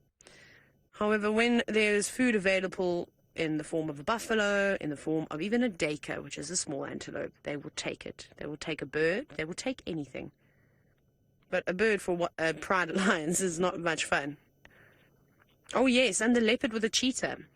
That was quite interesting. And that's also happened down in the Eastern Cape before, where a leopard has killed a cheetah. I think they tried to save it, but sadly no luck. It was on a small private game reserve. But very cool though. So any more suggestions? Can we confirm that this is the Torchwood Pride? It's an exceptionally big pride. I'm not familiar with the prides sort of south from here, so I'm not going to be able to help you much. It's a pity that Tristan didn't come here, because he would have been spot on, because he's just worked in so many of the areas around here, and he's been in the Sabi Sand for such a long time. He's seen lions come and go.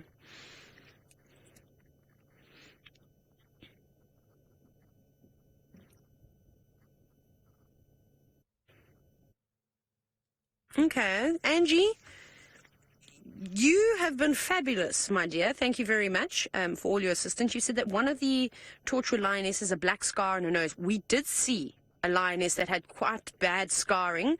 Not a scar as like a scratch, but almost like a patch of black skin above her nose. So if that's an identifying feature of one of the lionesses, I've never seen that before. I think that you're right then in saying that this is the Torchwood Pride, and you said that majority of them have sort of got that amber sort of coloured eyes, not to the extent of our beautiful amber-eyed girl, the Nkuhuma Pride. She's like almost got a tinge of orange to them. They're so gorgeous. These are a bit more sort of brown. So there we go, and it would make sense. There's enough lions here to be the Torchwood Pride.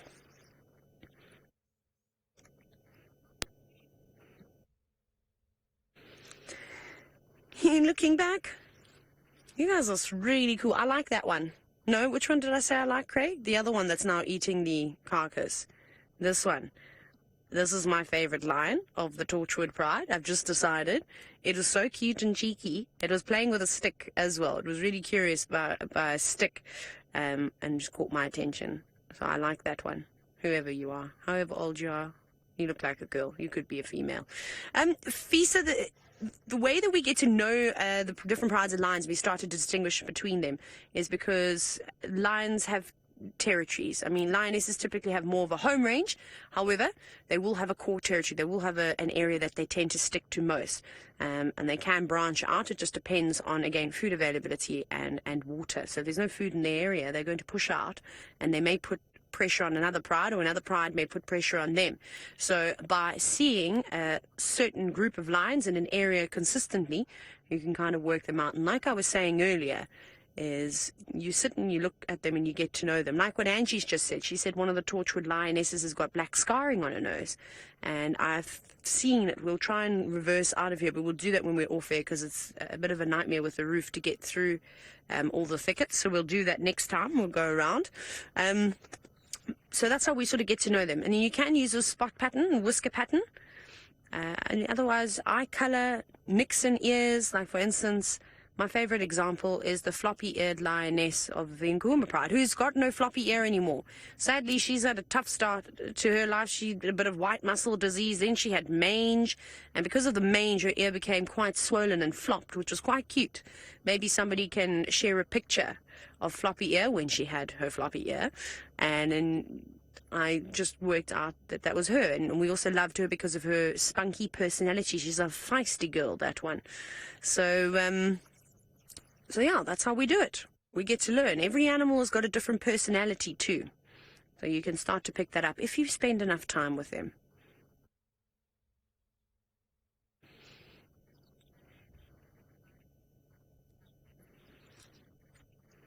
Now, obviously we're talking about these lions being sub-adults. Caitlin, I would say at about a year old. They're typically more sub-adults than anything.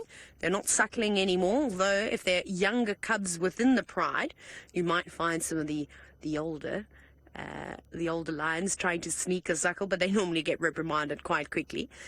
So at about a year, and we normally start referring to them, or just over a year, as sub-adults.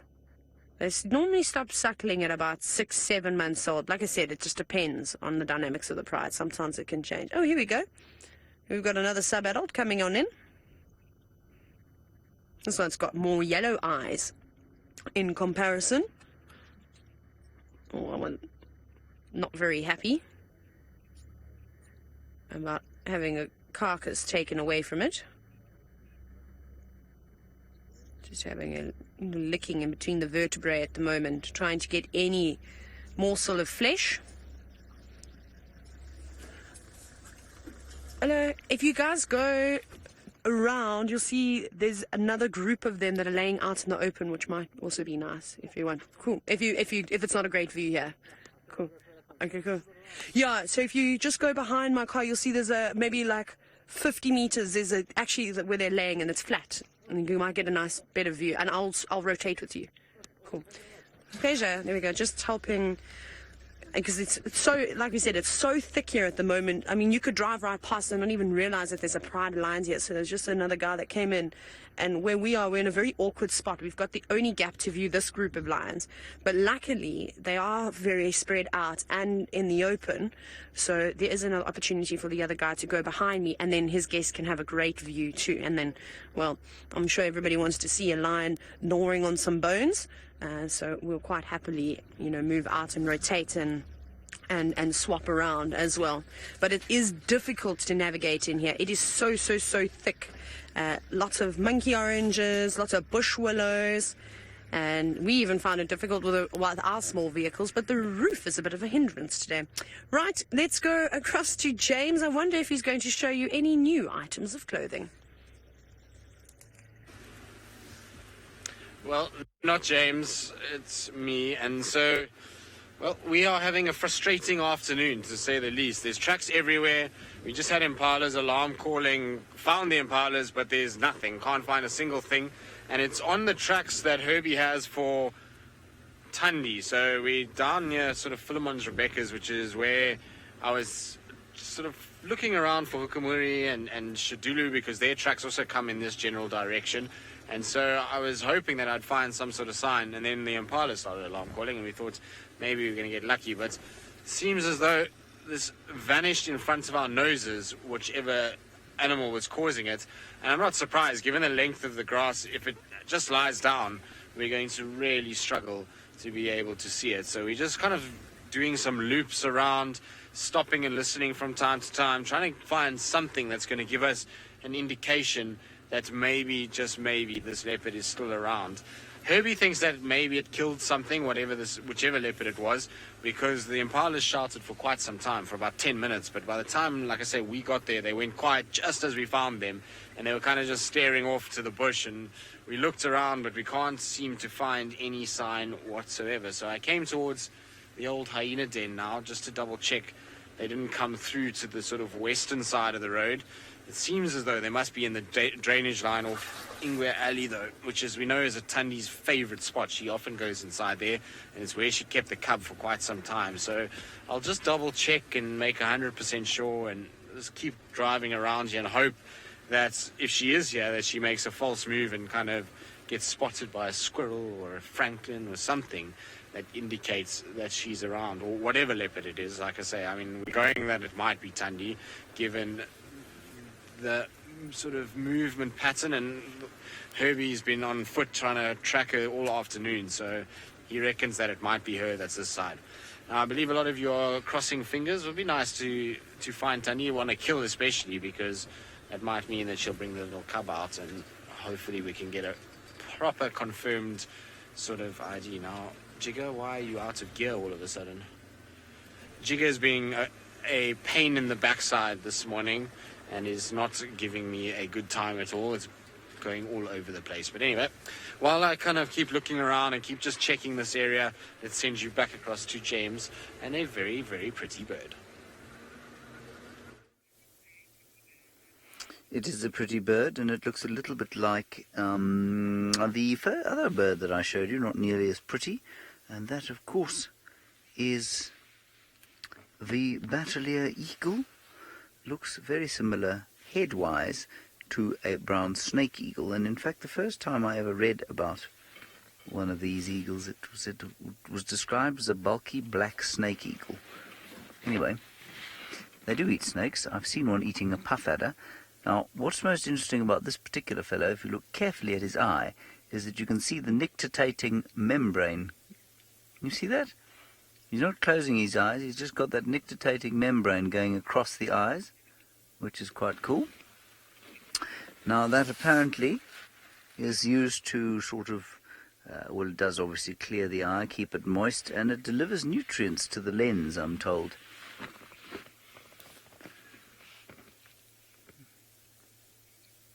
Isn't he wonderful? He's got a sort of, he looks a little bit like Eggsy, who's our editor, sometime cameraman, in his big black hoodie. I wonder if Eggsy is happy to be compared with a batelier. Oh, he's not in the room. He won't know that I've compared him and his hoodie to this batelier.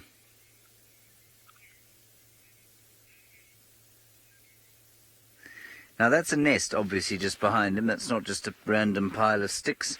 And we can be fairly sure that this is not a youngster, because, of course, the youngsters don't look anything like the adults.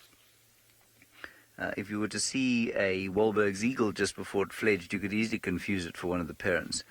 But not with the batelier. The youngster would be completely brown. And so this is a mum or a dad waiting here at the nesting site. I'm not sure for what exactly, because I don't think they would breed now. Let me just check quickly on this remarkable app that I have. Robert's Birds. Oh, I'm not allowed to say the brand. Oopsie daisies. I'm not sure what will happen to me if I do say the brand. Yeah, now Monty, you are obviously somebody who has an impression of these eagles that is shared by many. You say your favourite. Yeah, I think they are just very, very spectacular. Alrighty, we have got... Oh no, I've missed it now. Why must you do this to me? Why? Liam loves to put the camera on one when one is doing something like looking in an app. I joke to put the camera on one. Okay, 1 second, everybody. I forgot now what I was looking for. Oh yes, when they breed. Nest laying dates January to May in Botswana, February to April in Zimbabwe. Year-round, in fact, in Zimbabwe somewhere. No, Siri, I don't need your help. You have seldom any help whatsoever. Yeah, so that's in northeast South Africa. That's where we are. December to June. Okay, that's quite cool. 77% January to March. And that's a sample size of 103. All right, so that's quite cool. They could easily be eggs in there, or perhaps they are just slightly late, and they are going to lay eggs shortly. She does look, I'm assuming it's a she, it could easily be the he. I can't tell from here, but you can see they're looking very puffed out, as though in some kind of a black cloak, the likes of which Eggsy might wear on a night out in Cape Town or Pretoria. It's very unkind, he wouldn't wear a black cloak. Especially not in Pretoria, no. No nightlife, right. We'd be at home, you mean, in his pyjamas. Yes. Right, that's the batelier eagle. Let's move along.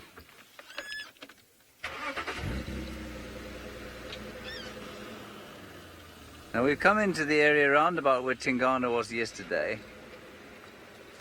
You do have a question? Is it about the batelier?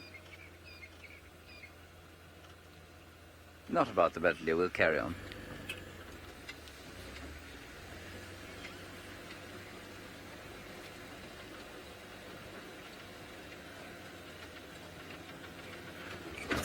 Now Alicia's Nana is watching. Now Alicia is one of our production crew. I'm assuming, Alicia's Nana, that you are in fact Alicia's grandmother, as opposed to a friend called Nana. Yes? Ah, good.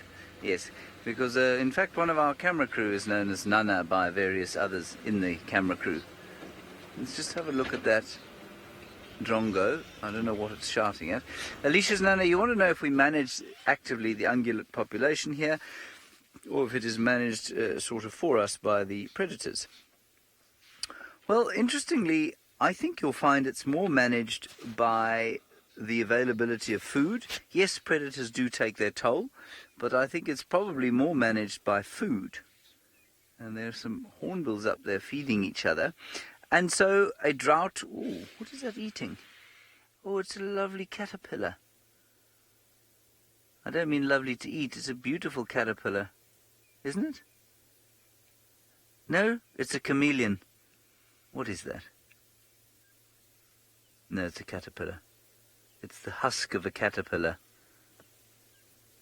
It's the husk of a caterpillar, I think. Is it? This is very odd.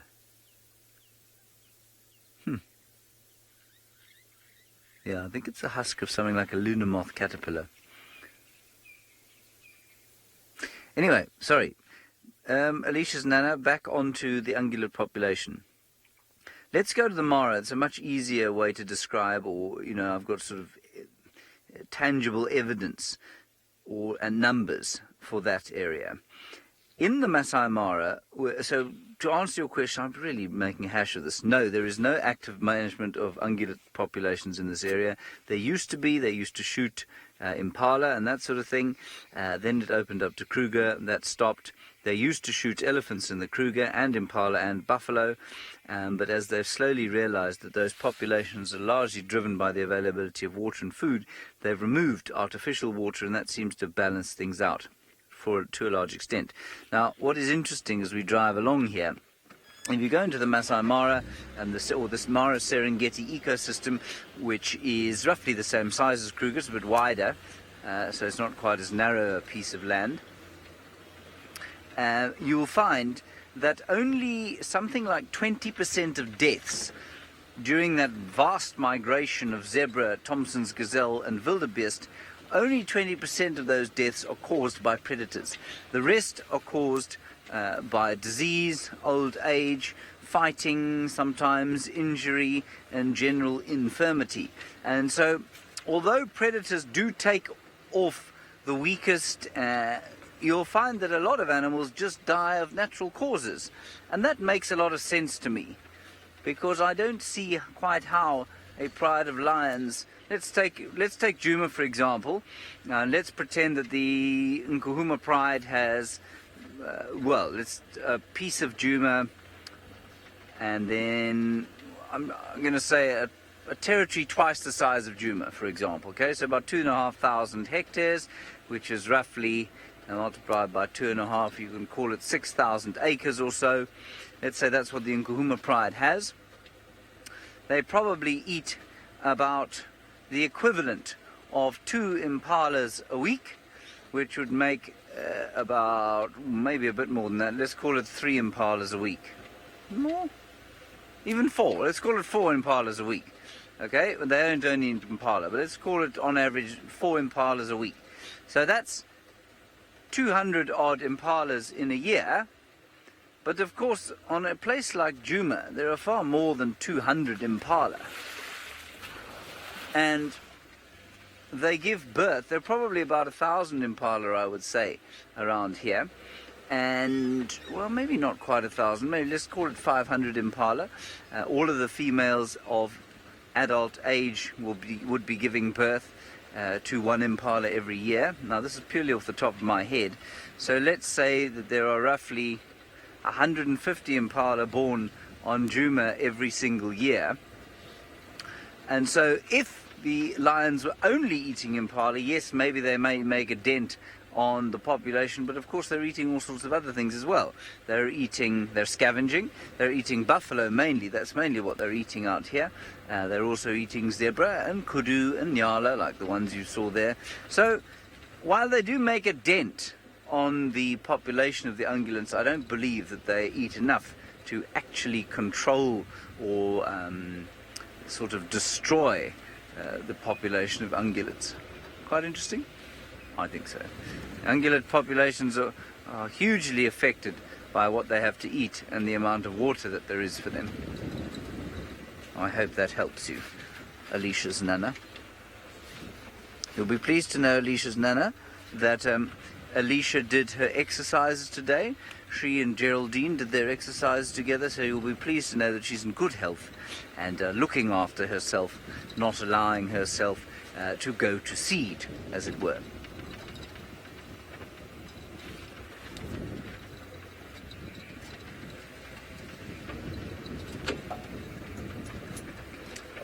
All right, so Taylor is still with the lions. They've failed to get up and do anything useful, but I believe they are still lions, and I don't know who they are. James, we've come to the conclusion that this is the Torchwood Pride, because I found a picture of that lioness that has the smudge, if you will, on top of her nose. And it was definitely one of the lionesses that we got to see. So that is who we are looking at. It's the Torchwood Pride. And the crowd goes wild. Thank you, Angie.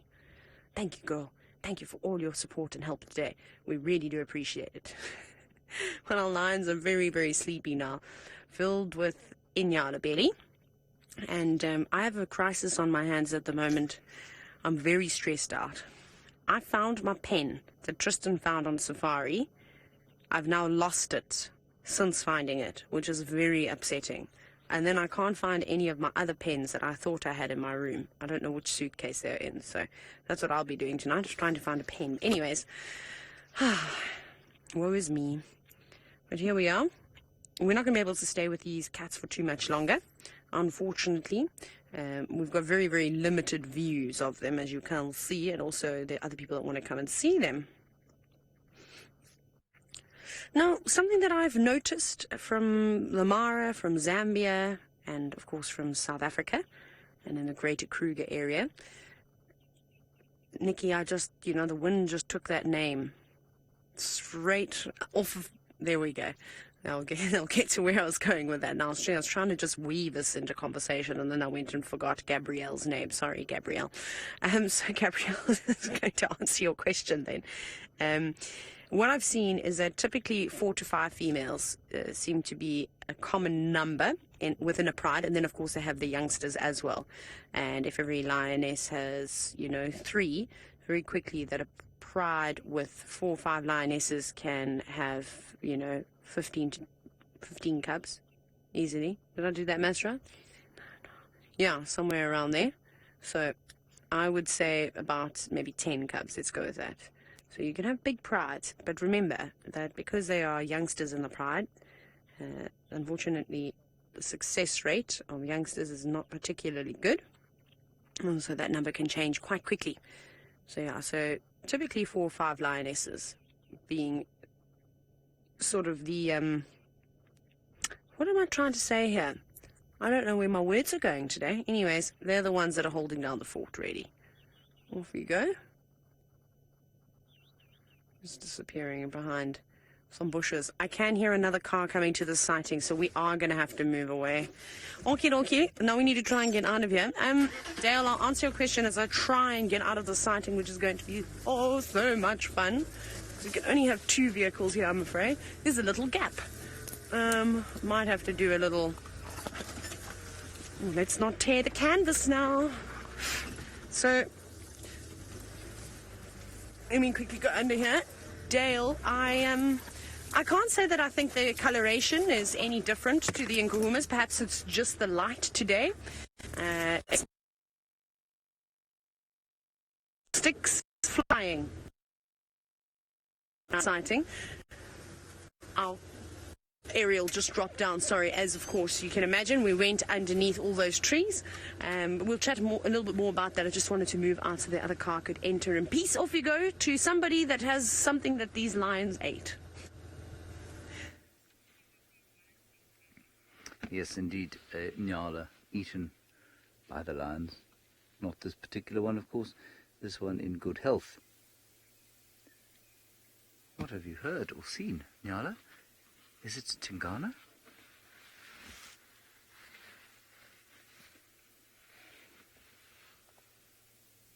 Smelling, listening, looking.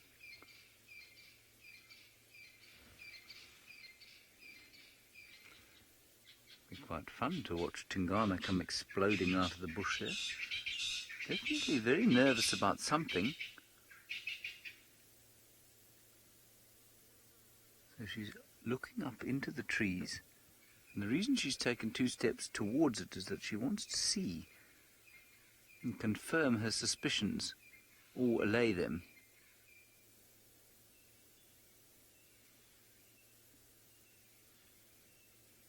Let's just give her a second.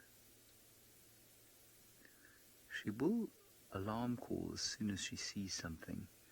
And the alarm call will sound like a sort of bark.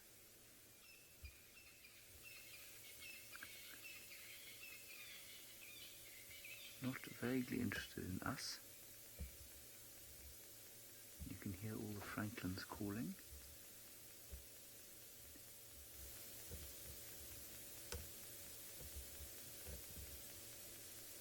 Otherwise it's very quiet out here. And here in the riverbed the wind is not blowing. But the slight breeze that there is blowing directly towards where she's looking, at least from where she's looking.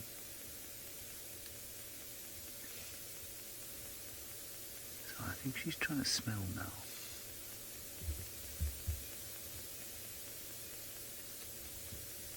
Could easily just be another nyala. And I see her nose twisting around.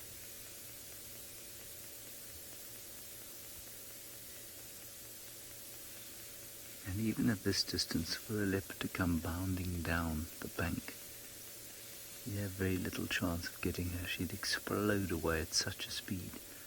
So it'd have to be closer, and that's why she was prepared to take 2 or 3 more steps up towards the bank. Now she seems to be relaxing slightly.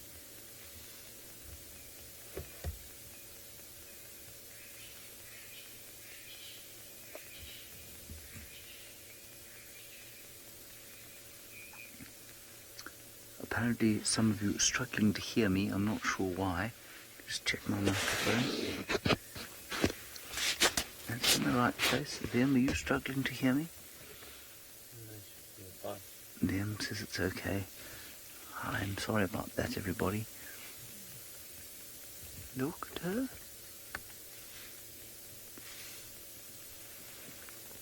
I'd love to move forward and try and see what she's looking at, but I don't want to disturb anything that's happening here.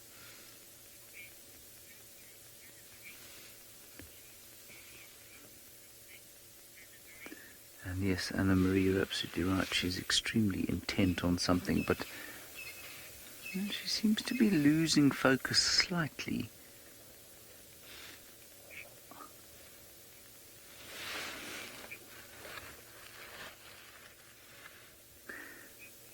Gizmo, you say that it would, and I quote here, everybody, scare the poo out of you were a leopard to leap out of the bushes here.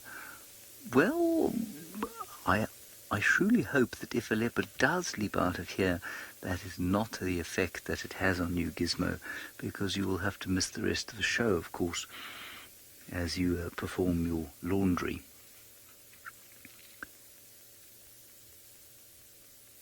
But of course that is a totally natural response to a massive shock. The bowels loosen, and that's basically to get rid of weight, interestingly enough. Now Nikki, you say, how often do we actually see a kill? The answer is not very often. Especially in this area. We see it quite a lot in the Mara, where it's a bit more open, and in the migration season. I mean, I think Fergus and I one evening had 6 kills in 20 minutes. So that was insane. But normally out here, you know, the bush is so thick that we don't see it very often. If you find buffalo being attacked by lions, then you'll watch a kill, and that can go on for a long time. But a lot of it happens under the cover of darkness as well. Now, I just heard the odd little sort of almost twig break up here. It could have been a bird flitting about. Could have been a leopard, you know, sticking his head down. Fingana, are you here? Let's just wait a few seconds here.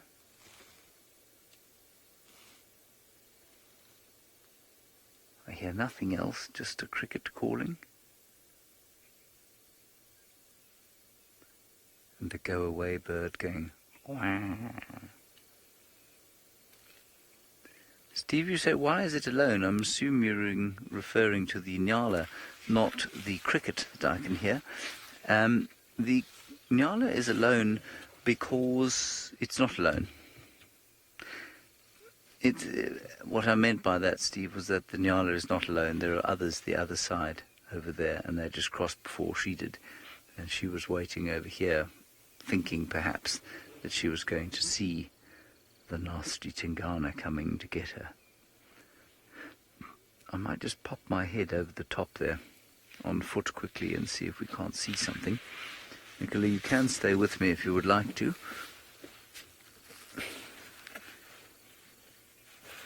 No, we're not. We're going to go back across to Tristan, where I believe frustration levels are starting to ramp up remarkably.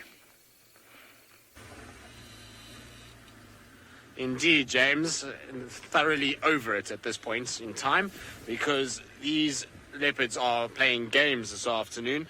It seems as though that James might be in the best possible space for Thandi. I have a funny feeling that the alarm calls we had were for her, and she was seen and then just cut straight sort of eastwards down that drainage line and riverbed system. And unfortunately, Jigger doesn't really get much signal in that area, and so it's better for James to check, and I think James actually might be on the money where he is. Hopefully she pops out somewhere that side. So I've just been doing loops around, stopping, listening, driving, stopping, listening, but nothing that we can hear. It's gotten so quiet since those Impalas alarm called. We can't hear a single other alarm call. There's no squirrels, no francolins, and so I don't know. Either she managed to kill one of those Impalas and she's lying just in that thicket somewhere in those drainage lines, or she was in a situation where she kind of just got out of there quite quickly. And given the length of the grass at the moment, if you're not there at the time the Impalas see her, and that you actually can see exactly where they're shouting, the chances of finding her is very... Now, Herbie's just giving an update about lions roaring.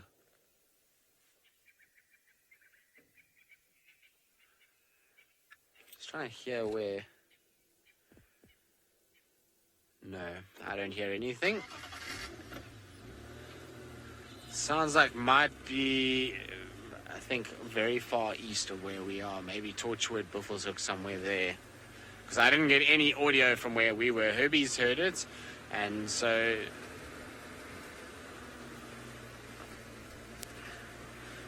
So, you say, don't worry, you're trying your best and take it easy. I'm taking it very easy. I'm chilled about the fact that we're out here and all of that. It's just frustrating when you get to a point where you know that there is a leopard there and you just can't pinpoint it, because you have all the signs. You have the tracks going there, you have the Impala alarm calling, and Impalas are probably one of the more sort of accurate animals to follow in terms of alarm calls, because they don't alarm call for nothing, and when they alarm call for as long as those ones did, then it's generally that they've seen something serious. So it's just frustrating because you know that the animal's there and you just can't see it, which is the frustrating part. But otherwise, it's chilled.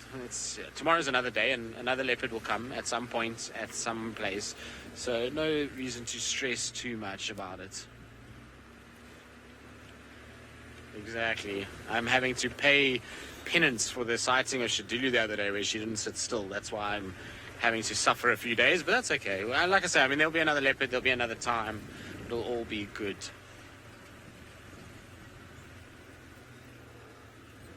Ooh, Chantal, I mean, this is a topic that can have lots and lots of different sort of ways to go about it, but basically tracks and determining freshness of tracks is all very dependent on weather conditions. So today is a really easy one, because if you've got tracks and there's absolutely no rain on top of the tracks, you know that those tracks are fairly fresh. The last rain that we had was at about 2 o'clock, hey Ferg? Somewhere around there, about 2-ish. And we had some rain, so if they clean of that rain, then you know they're after 2 and you can work out their freshness. You'll use wind, because wind will disturb the surface and you'll get loose particles of soil that will go down onto the track. You use other animals, so if you find a track and there is hypothetically a hyena track on top, then you know that generally that track would probably be from the early to sort of middle of the night, and then hyenas walked over it in the early hours of the morning, so you know that they're not that fresh then. Use birds as a good indication. So if we're tracking in the mornings or even in the afternoons and you find tracks for doves and francolins and guinea fowl over the top or underneath, that can tell you freshness as well. So there's lots of little things that you use to be able to determine these things. And like I say, the best way to do it is actually to get some tracks and to show you exactly how we determine freshness. But it's normally to do with those factors. So it's environment, it's other animals that you have around you, and then also, you know, any kind of sort of situation where you maybe have driven that road as well will give you a help. Because if I've, let's say, driven this road and then I come back around and there's footprints on top of my vehicle tracks, then I know that those tracks are very, very fresh. So there's a number of little things that we use in order to try and help us determine freshness. I mean, we're not always spot on. The really, really good sort of trackers, they'll get it right within the sort of hour as to how fresh they are. But sometimes, you know, we, especially I would say myself, I don't know about the others, I can't vouch for the others, but I don't have that ability to give an exact indication other than if it's on top of something that I've already seen walk there, then I can kind of work it out. But otherwise, I've never really been that good at kind of aging tracks to a very definitive time. I always kind of see tracks, and in my mind I know that they're worth following or not just based on what they look like. And sometimes it takes 5 minutes, and sometimes it'll take 4 or 5 hours to find that animal. So my tracking is not at that level yet where I can have a situation where I can tell exactly what time that footprint was laid down.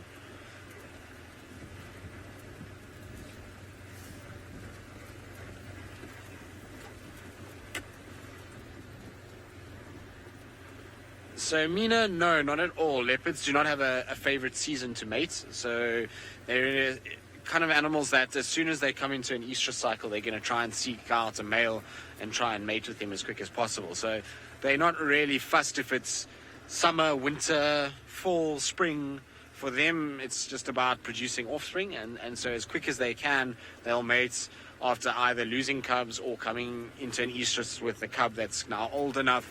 And you can see that with Tundi, for example. I mean, she had Tumba, and then, you know, he reached just a year old and she was already starting to mate and try and kind of go off on her own. So that drive to mate is there, and they just will mate at any time of the year. She was lucky that she just so happened to kind of give birth just as summer was taking off, and so she had a lot of young animals she could hunt just as her cub was coming on to meet.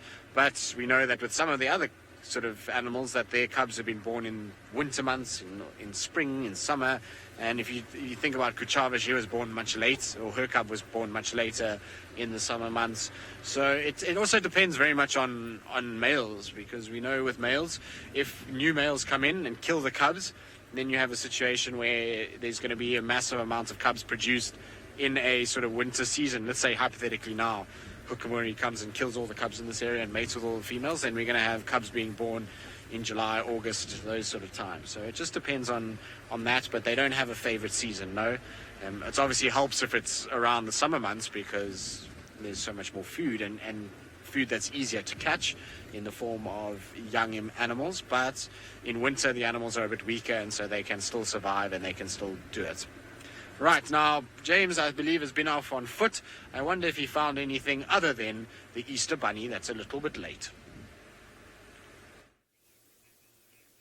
I did not find anything other than the Easter bunny, although I do not believe this to be the Easter bunny. This is not a bunny, but a hare. And I've never seen one carrying chocolate. Have you, Viam? Now, while we look at the scrub hare here, Viam, which I found, didn't I, Viam? Yes, you did. I did, yes. Viam said they're very easy to spot. I disagreed with him heartily. I think they're very difficult to spot. I must tell you that the Hendry family engaged in what is known as extreme Easter egg hunting this year. I hid the eggs in the garden down at the coast, and everyone then got into some hard tack before we went hunting, and it was dark by the time anyone thought about the eggs, which meant that we had to hunt by torchlight.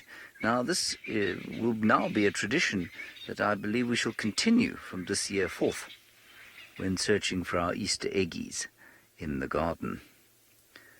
You will also be pleased to know that Fenton the dog found none of them, and therefore all eggs were retrieved by the correct owners. I see you've put a light on the top. Yes, very nice. Huh? We're getting ready for the darkness, everybody. It's a long time since I've wafted a spotlight around the place. Shortly I shall be wafting a spotlight.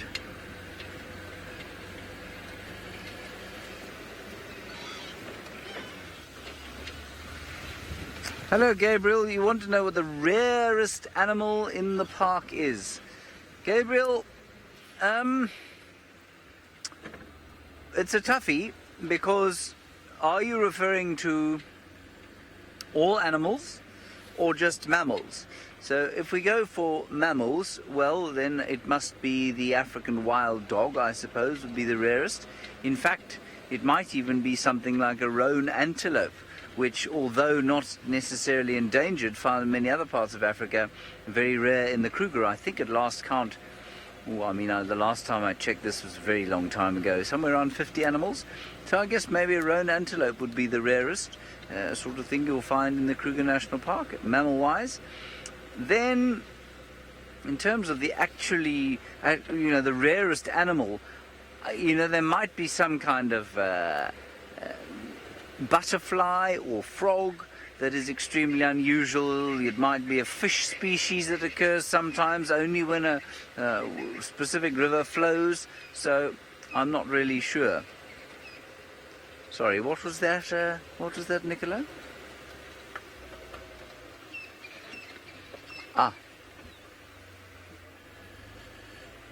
Right, so the other day Brent found a spider that had only been documented once before. So I would suspect that it's probably not a mammal. It's probably the most rare animal is probably actually an insect or an arachnid like that. Might even be a sort of vagrant bird that's come through here once. Right, I think it's time for some wafting, Liam.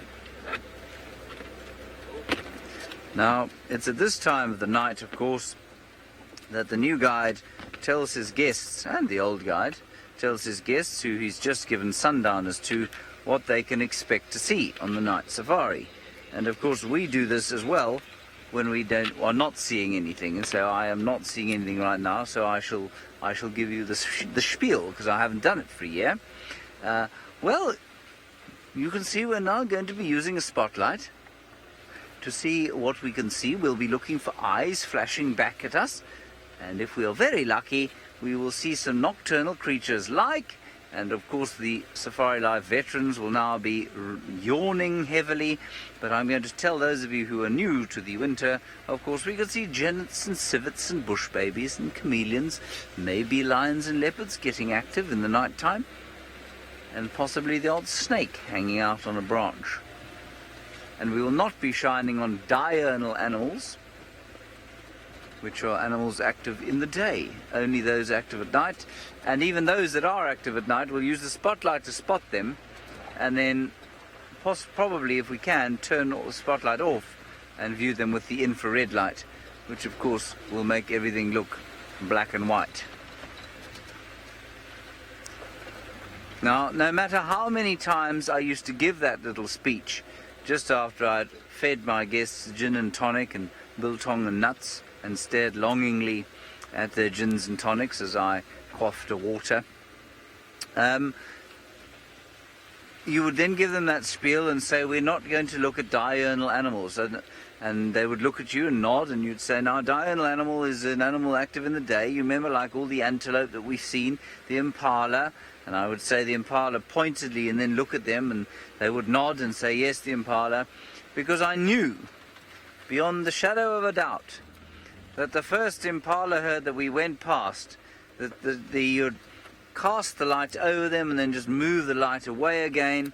They'd go, deer, deer over there, look over there. And say, yes, there's an impala. As I told you, we won't be looking at them at night. Anyway, that's why I'm not a guide anymore, you see. That's why I take you guys on Game Drive, because you know these things. These things are obvious to you.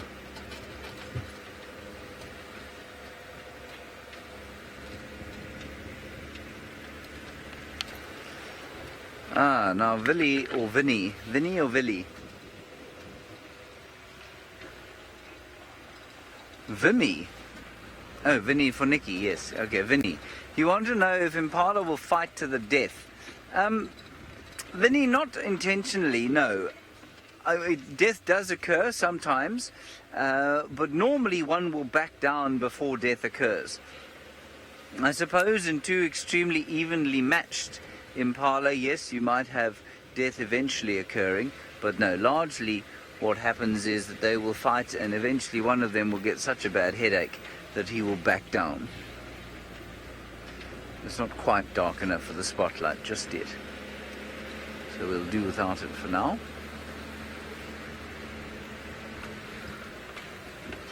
As we go looking for creatures of the night or day at this stage, I'd be very happy with either. Really is a very quiet part of the reserve, this, which is mercifully we can go across to Taylor, who has actually found an animal.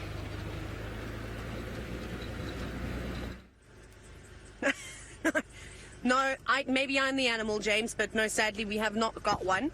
Unfortunately, we're looking hard, we're looking far, we're looking wide. So, I'm going to naturally weave this into my conversation. If you would very much like to assist us in winning the equivalent of the Oscars, but online, you can do so, and you can do it by just going to the Safari Live Facebook page. Quickly, you might have to scroll a little bit, just you keep scrolling until you see something that says Webby Awards. Right, Webby Awards, like the spiders, like the things spiders make. Webby Awards, look for that, and then please vote for all three categories that we rated in. You can have a look at them. There are links on the actual page itself, so you don't have to go and search on the Webby site, if that's what it's actually called. But the post that Safari Live has actually shared has got the three different links. So you click on each one, you go like, vote, whatever. Please do that. We'd be so happy. We would be, oh my goodness. James said he'll give a speech, you know, if we do win, for all of you. He might, I think he said something about making an Oscar out of something out here in the wilderness. Hey? James, he's such a character, you. Anyways, things now, because we don't have any animals. I might have to just try and dazzle you with my sparkling personality. I'll try Craig's sparkling personality, though. Hey, Craig, you've been on form today. All those jokes you were telling me earlier, hey? Joking, Craig didn't tell me one joke. So we're looking... Oh, what's that? That's nothing. Bird poo. It's really good at spotting bird feces, apparently. Paul, I have absolutely no idea where the Avoca males are. I haven't... Let me swivel slightly. I haven't seen them for a very long time. I assume that they're back in the Manuletti. There haven't been any more reports of them on Buffels Hook. So I think actually I saw a post today. Somebody posted and made the book Manuletti boundary.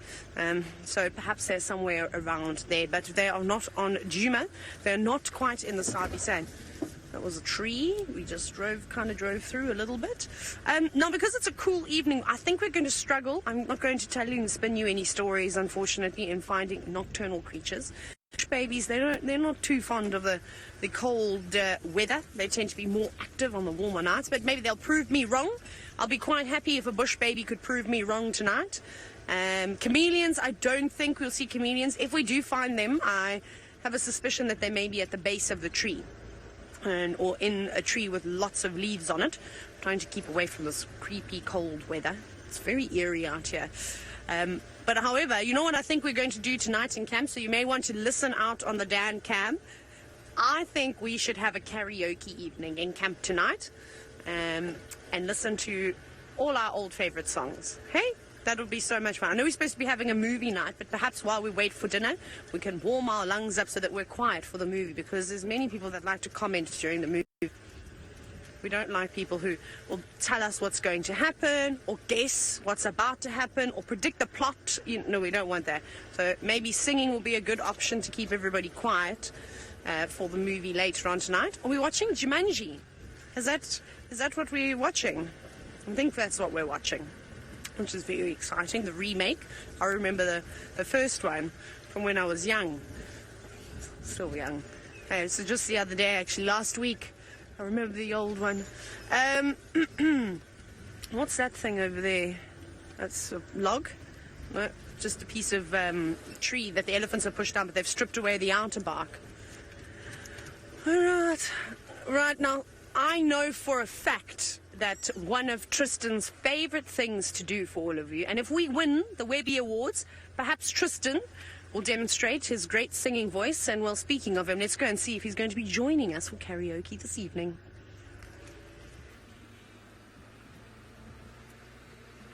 No, Taylor. That's absolutely untrue. Like I said, there's many truths that you speak, but me being able to sing is something that definitely is not true. I cannot sing to save my life, I don't think. Many people told me that as well. I'm pretty sure I'm tone deaf, actually, to be honest with you. So singing is not something that I do readily. And I know the effects that causes. People's ears bleed. They go off their dinner. There's all kinds of things. In fact, if I had to sing for the Webby Awards, I'd probably find that they would retract the award and give it to somebody else immediately. And probably a singing goat rather than what I have to say. So let's not make me sing, please. Be a good thing at all. Like I say, it's not a good idea. Even Ali always tells me just to keep quiet and stop singing because it's not good. So I don't sing very much at all. But Taylor, she likes to rap actually. She pretends like she doesn't, but I like a good rapping. So she's got these kind of rap songs that she listens to. Now, I do apologize about any signal breakup that you might have gotten there. Unfortunately, cloudy weather, thick bush, wet is not ideal for our signal. So, anyway, we're still looping around. I'm checking, I think, the same block for the umpteenth time this afternoon, just in the hope that one of these leopards is now up and moving and just on one of the roads as we're going, maybe even trying to go to a little water sort of puddle for a drink. And so I'm just doing kind of laps and loops just in the hope that it comes out. If anything, we're going to just keep going at it. We know that there's a leopard around here, and so hopefully if we just persevere for long enough, we might get some sort of luck and a bit of a change in our fortunes for the day. So these are the kind of puddles that I'm looking for. This Shabamu little mud wallows. These are kind of areas where I would expect leopards to come out at this time of the day and start drinking. I've even got out my fancy spotlight that's like a little nightclub light, so the leopards see this and they know that the party's on and they can then come and kind of join in. Exactly. How fancy is that light? It's a neon orange light. It's, I suppose, maybe that means the opposite. Hopefully it doesn't, the leopards don't think it's a red light district and come for something else. But there's a little duiker running away. Well, aren't you going to stop? No, duiker does not want to be seen this evening. So we're going to carry on and just see if there will be a animal that would like to be put on camera at some point this afternoon. We had such nice kudus to start. I thought it was going to be a good omen, but so far that's all we've really seen. Anyway, let's send you back across to James, who seems to be very chuffed with being back and driving around on Juma. Well, it is a good thing that I'm chuffed with just being back and driving around, because that's all I've achieved today. Oh, we did see a scrub hare, I suppose. But I am chuffed to be back and driving around Juma. I shall be more chuffed to be on foot tomorrow morning with the great Herberto and, of course, the Graham Wiem Dorenbrak and his enormous thumbs. Wiem, do you think that that is some form of evolutionary advantage that you have? Uh-huh. Is yours super opposable? No. Yes, I can't see why they should be big either.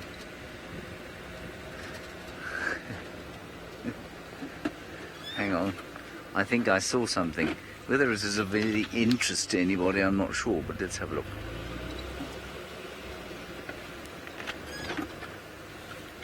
It's a white thing, Liam. What is it? Oh.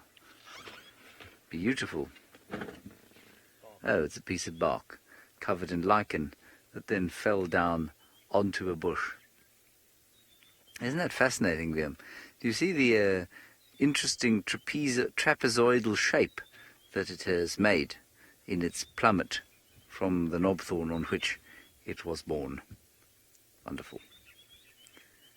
Fantastic. Different colours, of course, when you take the light on and off it. And, of course, let us not forget the wonderful welding work of Opar, who made this beautiful stand here. Connor and Opar, thank you. A tribute to you and the pole that you constructed.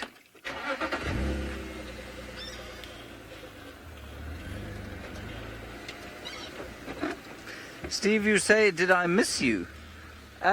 Well, Steve, not you specifically. I mean, I find, Steve, that I'm not sure I missed you specifically.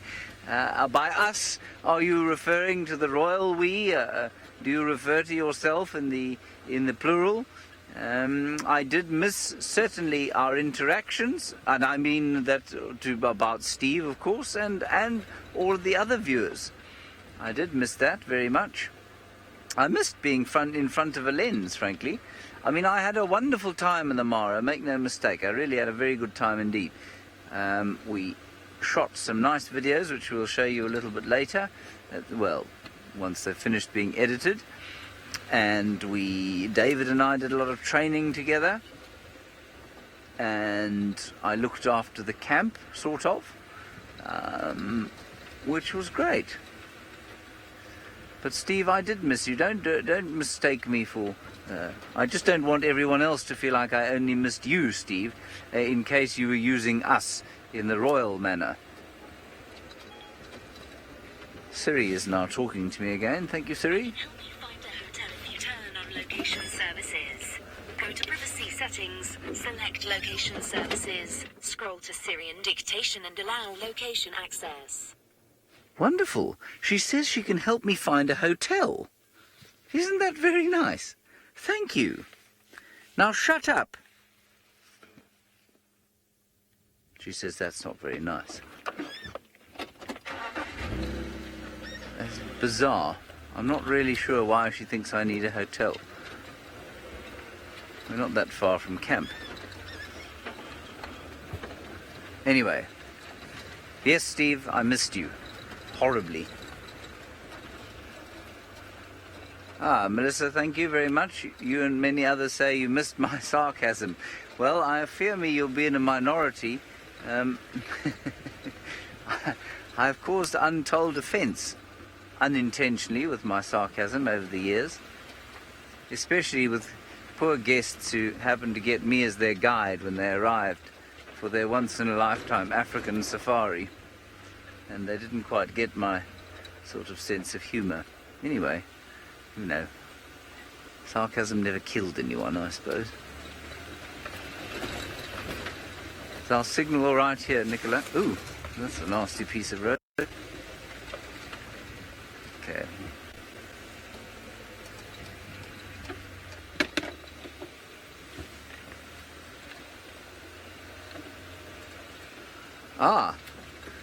Thank you, Eleanor. I don't know when the voting ends, but you say that we're winning 2 of the categories in the Webbies. That's marvellous. It ends on the 19th, right. Okay, so keep voting. That's fantastic. Do you think that means we all get to go to a red carpet event in Los Angeles with a lot of celebrities? I'll wear my kilt. Viam, what will you wear? You'll wear your uniform, of course. That's all you wear. Yes. Viam will wear his Wild Earth uniform and your walking shoes, but we might have to polish those for you. I'll polish them for you. Yes. I wouldn't have you pitching up on the red carpet opposite Jennifer Lawrence in a pair of grubby K-way walking shoes, could we? Well, I think she might. You want to leave a good impression with Jennifer Lawrence, don't you, Viam?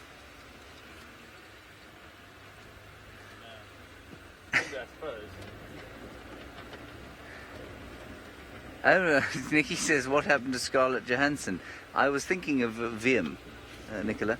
I was thinking, of his needs, not just my own. If anybody looks sideways at Scarlett, they'll be in very big trouble. My shoes will be polished to a sheen in preparation for our meeting.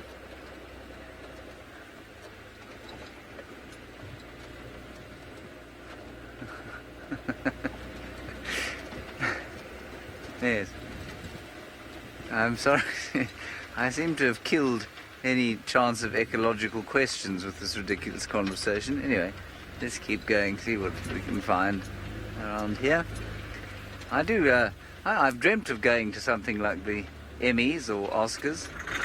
The Webbies would do, I think, I imagine.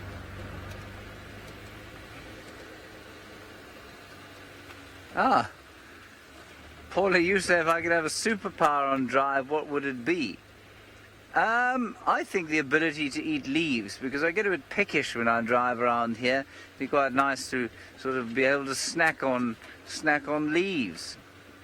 That would be a poor superpower, though. It's not very exciting. Nikki says, is that a superpower? Well, it is if you're a human being. I think I would like to be able to fly, so that I could go and look around what there was and then come back, of course, and drive the car to where it was, like a sort of human spotting device from the air. Not controlled by Sebastian Romby, but by my own superpower. So yes, I would like to be able to fly. I would like to be able to fly regardless of whether it was for game drive or otherwise. Wiem, your superpower?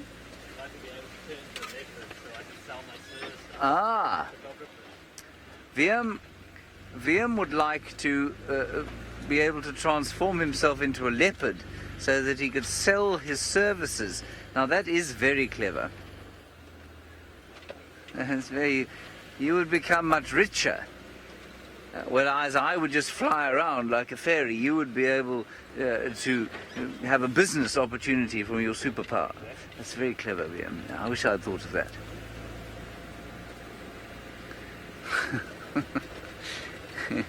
Gosh, it was very wet around here, I must say. This muddy road. Okay, let's head across to Tristan and you can ask him what superpower he would like on Game Drive. Well, if you're going to sell your services, I've got a red light for you to hang on your door should you want to sell your services as a leopard, and maybe that will be your calling card. In terms of a superpower for me, Fergus, let's start with you in the back. Fergus says I'm not allowed to pass the buck. Come on, Fergus, you've got to indulge in our game and see what you want. I think I would like maybe the ability to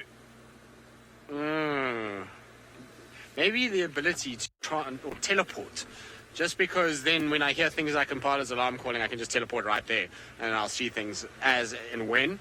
Maybe that's all. Or I would have a situation where I could pick up any sort of friction via my eyes, which means that any animal that walks anywhere, I'd be able to see their friction tracks walking around, and so almost like a thermal eye, basically. That I can be a thermal kind of thermal boy. What about that, Fergus?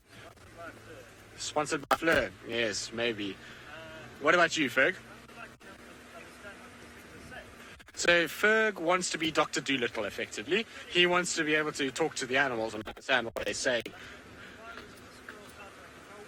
What do you want?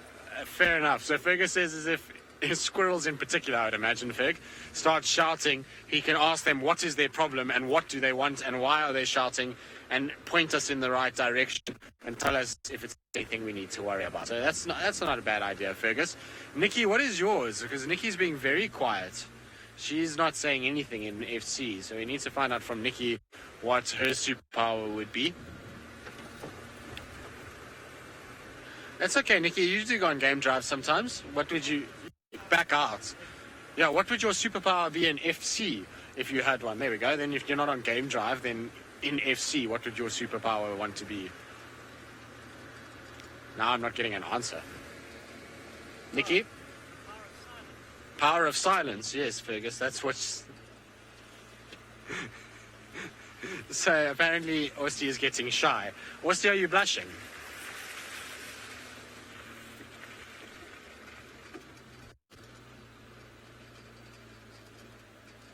Fair enough. That's a nice superpower to have. So Nikki wants a superpower. Animals, particularly the birds, do not fly away every time she links to that particular feed, and that all the animals go and pose somewhere nice when she links to them, so that she doesn't link and there's just grass or a bush or a tail or something like that that is just disappearing out of frame. That's a fair enough link, I think. Nix, maybe you need this. What was it? You can see into the future, Fergus? Power of dictatorship. No, dictatorship. Directors have FC. Now, I believe my signal is a bit unstable, so let's send you across to Taylor and find out what her superpower would be. Well, here we are in the same situation. I suppose me just driving around doing this with my flashlight. I've been thinking of what songs I'm going to get stuck into people's heads so they have no choice but to join in on karaoke tonight. So I've been finding some corkers, some old school Nelly, yeah, Snoop Dogg. You guys are in for a treat tonight. Let me tell you, we're going to go R&B style because, you know, those are the greatest ones to karaoke to. Anyways, my superpower, I think you all know by now, is that I just want to talk to animals. Now, I want to talk to animals because I think it would help me with safari. Also, I just think it would be really amazing. But can you imagine if someone's really annoying you, you can just whisper to that hornbill and be like, they are grating my carrot today. Can you just go and, offload something on top of their head? I think that would be really funny. Have a bird fly over the top of you and poop on your head. That would be cool. That would be one of the things. Or I'd get the squirrels in to sneak into people's rooms and then hide things from them. That could also be quite fun. So yeah, I don't know. I just want to be able to communicate with the animals. That's all really.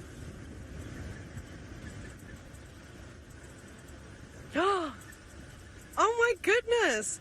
Granny Peg, that's so sweet. I'll go this way around so we don't lose signal. Meow!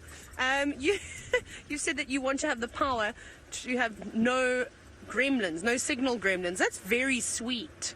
Yeah, also, but that would be further down the list because there's also other cool things that I want to do. I'd like to also fly. I think that would be quite amazing. To swim underwater and breathe underwater. Not dream underwater. Yeah, so basically to swim underwater, be able to hold my breath forever, and then also get flippers or fins or something that I can swim faster with. That would be quite nice. I'd just like to turn into a fish that nothing would want to eat me, though. That would be terrifying, because if I got eaten by a shark, oh my goodness, it would be such a traumatic experience. Craig, your superpowers? Let me guess, make me keep quiet. Today I was not allowed to talk at lunch. I had to sit at the table quietly, because Eggsy told me that if I want to sit with him at his I have to sit quietly, so I tried. Craig, what do you want to do? Teleport, but you're just copying Tristan now. It is a good way to get around. Craig would be teleporting. Yes, Nikki's just said no copying. Come on, Craig. What about an imagination? Burn. Just jokes. Only teasing. We're really horrible to each other, aren't we? But Craig knows I'm just joking. Hey, Craig. He's now not saying anything. He's sulking. So what else, Craig? Tell us. Tell the viewers. They want to know. They want to know the real Craig. Breathe under. No copying. He's just. I just said that now.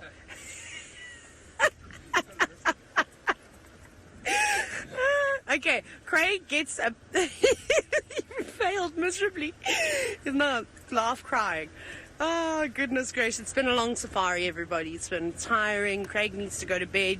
It's tough. He's got to climb up the rafters and It is going to be difficult for him to sleep at night now, because, Craig, do those rafters get wet? The ones that you have to hang on? No, they don't. Okay.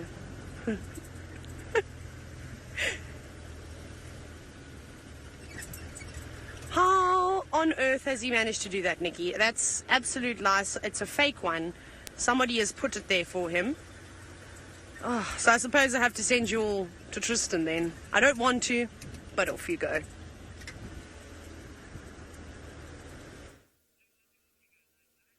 Well, Taylor is 2-0 at the moment, so Taylor loves these guys and has been wanting to see one for a while, and this is the second one I think we've had this week, so we are going to start having to tally this up at some point, Taylor, and have a competition by, let's say we'll give it another week and see who actually has the most by the end of the next week.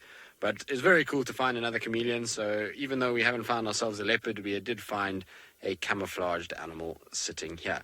Now, while I was kind of sitting here listening to the conversation that Taylor was having and asking Craig as to what superpower he would like, I think that the superpower that maybe the whole staff would like Craig to have is the power to speak to us as people and not just give us that and not very much else that Craig does normally give us. So if Craig can get the power of speech, that would be pretty useful for the rest of us, that's for sure. Anyway, our Philapnic chameleon is sitting tight and is kind of all tucked up and has got its kind of legs tucked up, tails tucked up, probably trying to stay a little warm. It's a fairly cool day today. It's not been very easy for a lot of our reptilian animals that are cold-blooded, and so I'm pretty sure that this little guy is just trying to stay as warm as possible. Not that it's that little. It's about a sort of medium-sized one. It's not massive, but it's not small either. And you can see how that eye is moving. I'm trying not to shine the light on it too much. Unfortunately, our infrared is not working very well, and so we've got a situation where we've got to use the light. Otherwise, we're not going to be able to show it to you. So I'm trying to shine kind of on the ground and just use the periphery. So I do apologize if the light kind of goes in and out a little bit. We just don't want to shine in our chameleon's face too much. But you can see that it's got the most amazing camouflage. When you kind of look at it from this sort of area, you can see the branches match the same sort of browns that it's got on it, and then those greens are not far off at all. It's pretty similar green coloration that it's got. So the camouflage on these guys is just absolutely unbelievable, and watching its eye move around is also fascinating. You can see how that eye has pretty much got a full sort of 360-degree sort of movement within the eye socket itself, but obviously the head blocks a little bit of the sort of view that they've got, but they can still kind of see pretty much forward, back, above, below, and so they see things coming from anywhere, and that's important because obviously they're a predator of insects and they're a camouflage predator, so they can't move too much, and so if the eye can move, then they are able to see what's coming and be able to grab all kinds of different things. And once again, I've forgotten my UV light. It is in my other bag, which is not in this car. I wasn't actually even supposed to be on drive this afternoon. I was supposed to be on walk, so I had to scramble at the last minute quickly when the rain kind of was starting to rather just get into a car, so I don't have my UV light with me, unfortunately. So, Carla, I agree, exactly. I think it's time to do flick-flacks down the road and then a somersault, because we found ourselves an animal for the afternoon.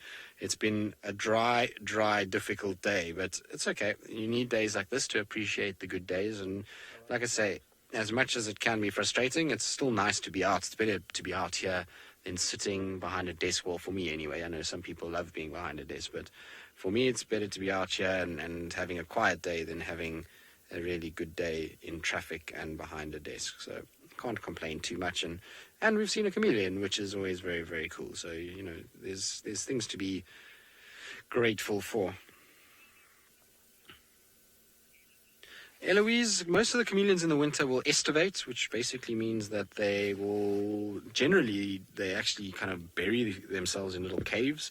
So they'll dig out an area and then they go inside there and they sit in there.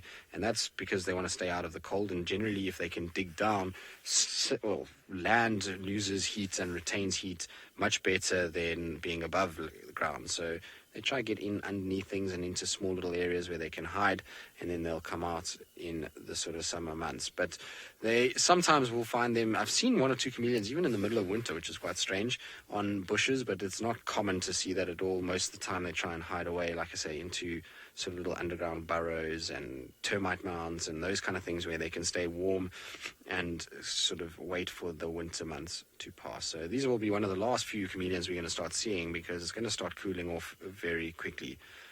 So, Carol, how we find it is by our lights, basically. So as we were driving along, if Ferg zooms out for you, you'll get an idea of what it looks like in the bush itself. Now, I know there's a pole there, so I do apologize. But basically, as you shine your light, so I know it's going to be quite dark now, there's a side light.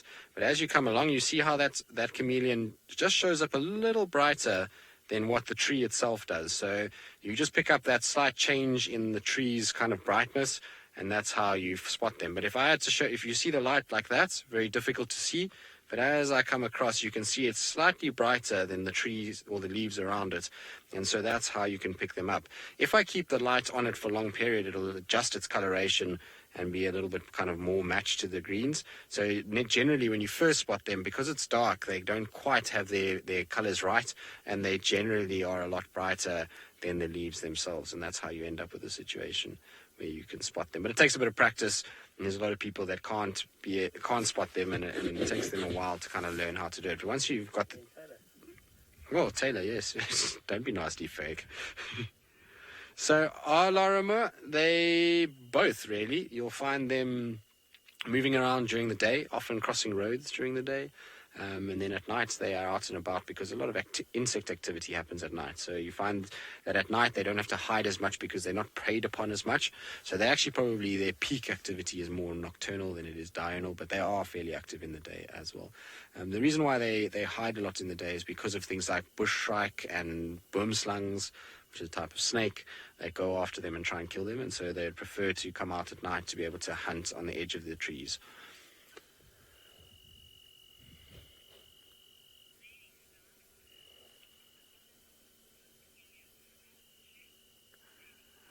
So Lady Starfire, the orange spots on this chameleon are not scar tissue. That's just it trying to camouflage itself within this branch. So it's on a branch where there's a few browns and kind of dried leaves amongst it. So it's just trying to break up that green with bits of brown. What you'll find is normally those spots are white. And actually, if you took that chameleon off of that tree and probably put it just on a plain surface, those spots will change to a white coloration rather than that brown. So they do change and have these little brown spots on them sometimes when they're on trees like this, like I say, that have got a few dead leaves. And you can see, if you look towards its nose and then going forward from there, there is a few kind of brownish colored leaves. So it's all just to try and blend in as much as possible. Now, I don't want to shine our lights at our chameleon much more. I obviously don't want to blind it in any way, and we've had a good look at it. So I think we're going to leave it to itself and carry on. Oh, there's a hyena calling. Let's listen to that quickly.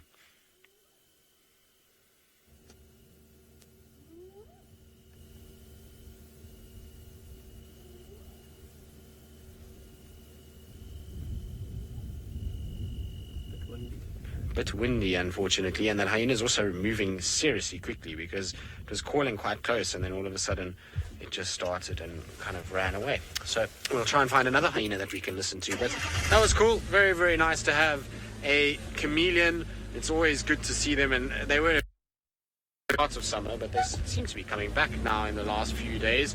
Maybe we'll try and see if we can find another one. Taylor's, I'm sure, not very impressed at all, because I know she's been dying to see a chameleon. And so hopefully we'll find one. It's never nice when you really want to see something and then you struggle to find it. It can get quite frustrating at times. So hopefully Taylor will be able to find one this evening. Right, let's send you off to James and see what he's been up to over the last little bit. Well, what I've been up to is hearing Impala shouting. We heard them at a distance. We were sort of... well, I don't know, I imagined they were about 200 meters from where we heard them, and now we're on the big clearings called quarantine clearings near camp, and there are a lot of impala here, and some of them must have been snorting at something, but we didn't see anything. We went down to the water hole next to the dam, wasn't anything there, and now we're driving around here. Maybe we'll be lucky, maybe we won't. It's going to be a very black night indeed.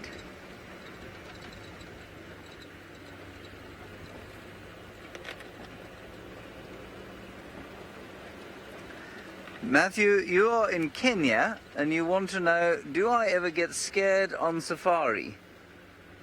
All the time. Oh, you're 10 years old. You're not in Kenya, you're 10 years old. I'll have a little bit of elocution lessons with Nicola when I get home. Anyway, Matthew, you want to know if I get scared on safari? Well, sometimes. You know, there are two aspects to this question that I can talk about. The first is, of course, that yes, if something like an elephant gets really upset and chases us, then it can be very scary indeed. But that doesn't happen too often, as long as we're careful and we respect the animals. And if you're on foot, well, then you need to be even more careful. And if you see something like a buffalo or an elephant, then you need to be very aware of where they are and make sure that you don't make them feel afraid, which is what makes animals come towards us. So sometimes, yes, there's a little bit of fear associated with this job, but not like being a soldier or something like that.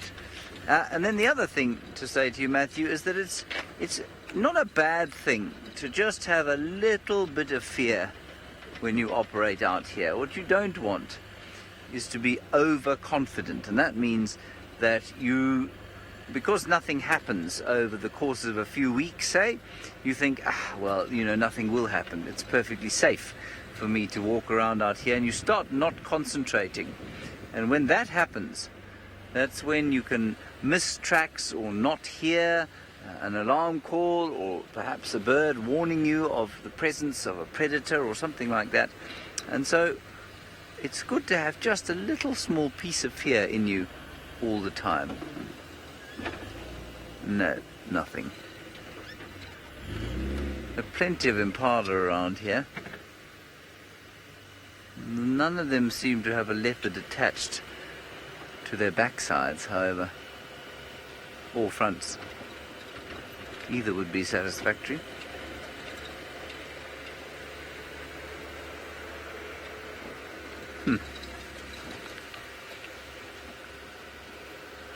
We'll keep trying, everybody. We're just going to do a loop.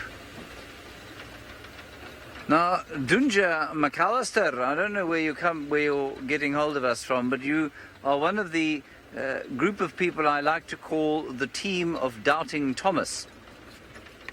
The team of Doubting Thomas sometimes thinks that we can't possibly really be live. Well, Dunja McAllister, I hope that this answers your question. Of course, the fact that I am now answering a question that you have asked should answer it satisfactorily for you. We are live. There is a very slight delay between me and you, so when I say this word, you get it probably about 25 seconds after I've said it, but that is the only delay that there is, so it takes about 25 seconds to get from me all the way to wherever you happen to be in the world, which is quite remarkable, really.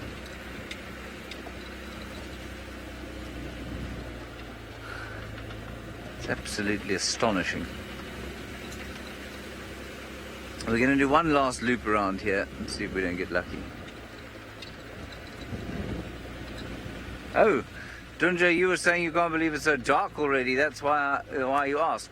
Dunja, where are you in the world?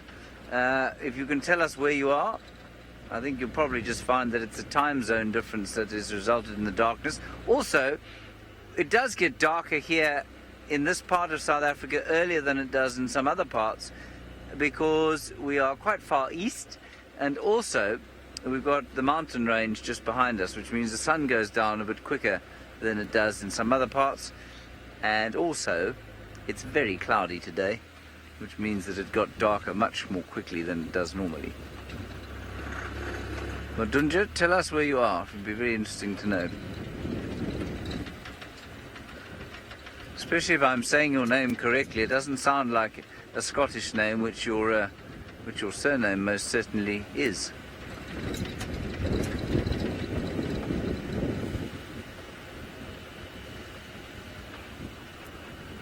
In Cape Town. Oh, Dunja, you're in Cape Town. Okay, well that makes all the sense in the world then, because Cape Town, of course, is a long way west of where we are here, and in fact, actual fact, should be in a different time zone, but because that would be inconvenient for the country, It is not in a different time zone. So if you go to Namibia, for example, Namibia is an hour behind where we are here. And is that correct? Yes, an hour behind us. And Cape Town's on exactly the same latitude. So it's longitude, sorry. And so it should also be an hour behind, but that would be very disconcerting for the country. Ah! Tristan has managed to find an animal to show you, and it's green. We have another chameleon to show you. So, Taylor, that's now 3-0. And this guy is hanging out in a bit of a different fashion. It's actually starting to rain as well, which is quite strange. All of a sudden, there's some rain falling. But this little guy is just hanging out on a very small plant, and is kind of... At first, I didn't think it was a chameleon just because of the way that it was sitting. Generally, chameleons will sit almost on a horizontal, whereas this guy is almost on a vertical. You can see he's kind of hanging on and being blown about. It's not a very clever tree to have chosen young chameleon. It is not ideal. Now, that little one is quite small, and I don't know where this rain has come from, but it is now coming down quite quickly, which is not ideal at all. I was hoping we were going to end up in a drive where we weren't going to get wet, but it seems as though the rain is going to have the last laugh. But our poor chameleon, like I say, has found the worst possible place to sit. It's being blown about all over the place by the rain that's coming. And I'm surprised we're seeing so many of them. As Taylor mentioned earlier, not really good conditions for chameleons when it's cold like this. Maybe that's why, is because they're not moving as much, so we were able to spot them and see them. But really cool to see. It's, you know, we've had so few of them. It's been very good.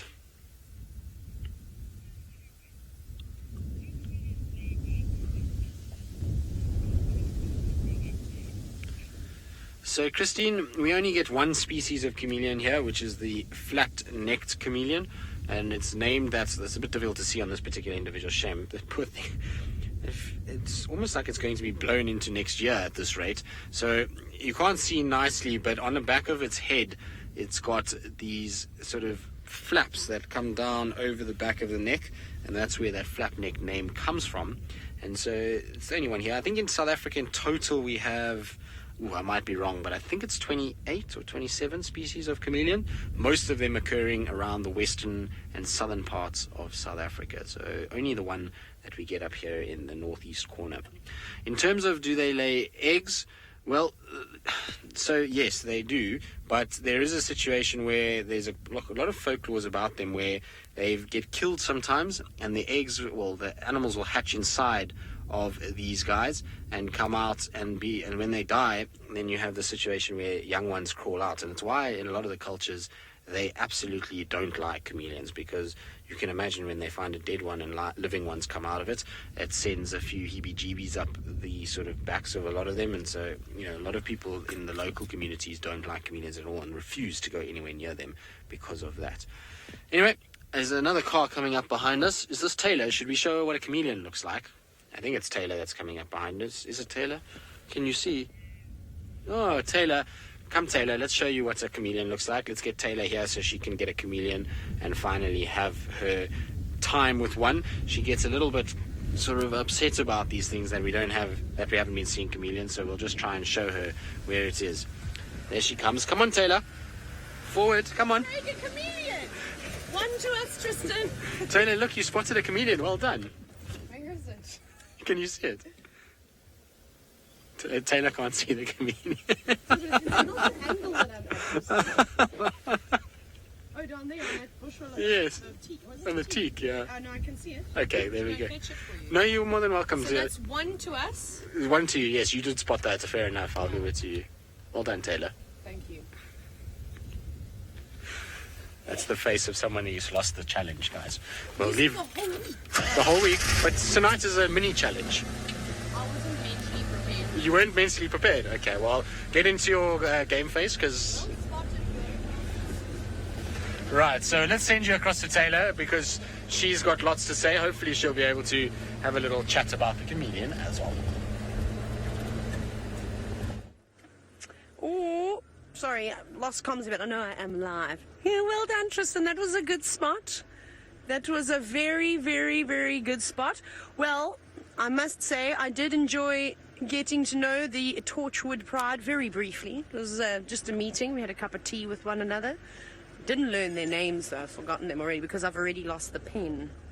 I'm going to find it eventually when I empty out the car at some point. Are we going to get one more chameleon in? No? Maybe. Yes, maybe we will, maybe we won't. I'm hoping so. I don't know. Should we do our last chameleon spot? I've seen one down here a few times. I always say this and I've never seen it again. But maybe tonight will be the night. But well done, Tristan. That was incredible. Very, very impressive stuff. Especially someone of your age spotting a chameleon so far. I say this, and everyone is so young in our team. Anyways, it has been wonderful. I hope you guys all enjoyed the safari today. Hopefully, well, we made you laugh. And join us on the Sunrise Safari where we'll make you laugh again.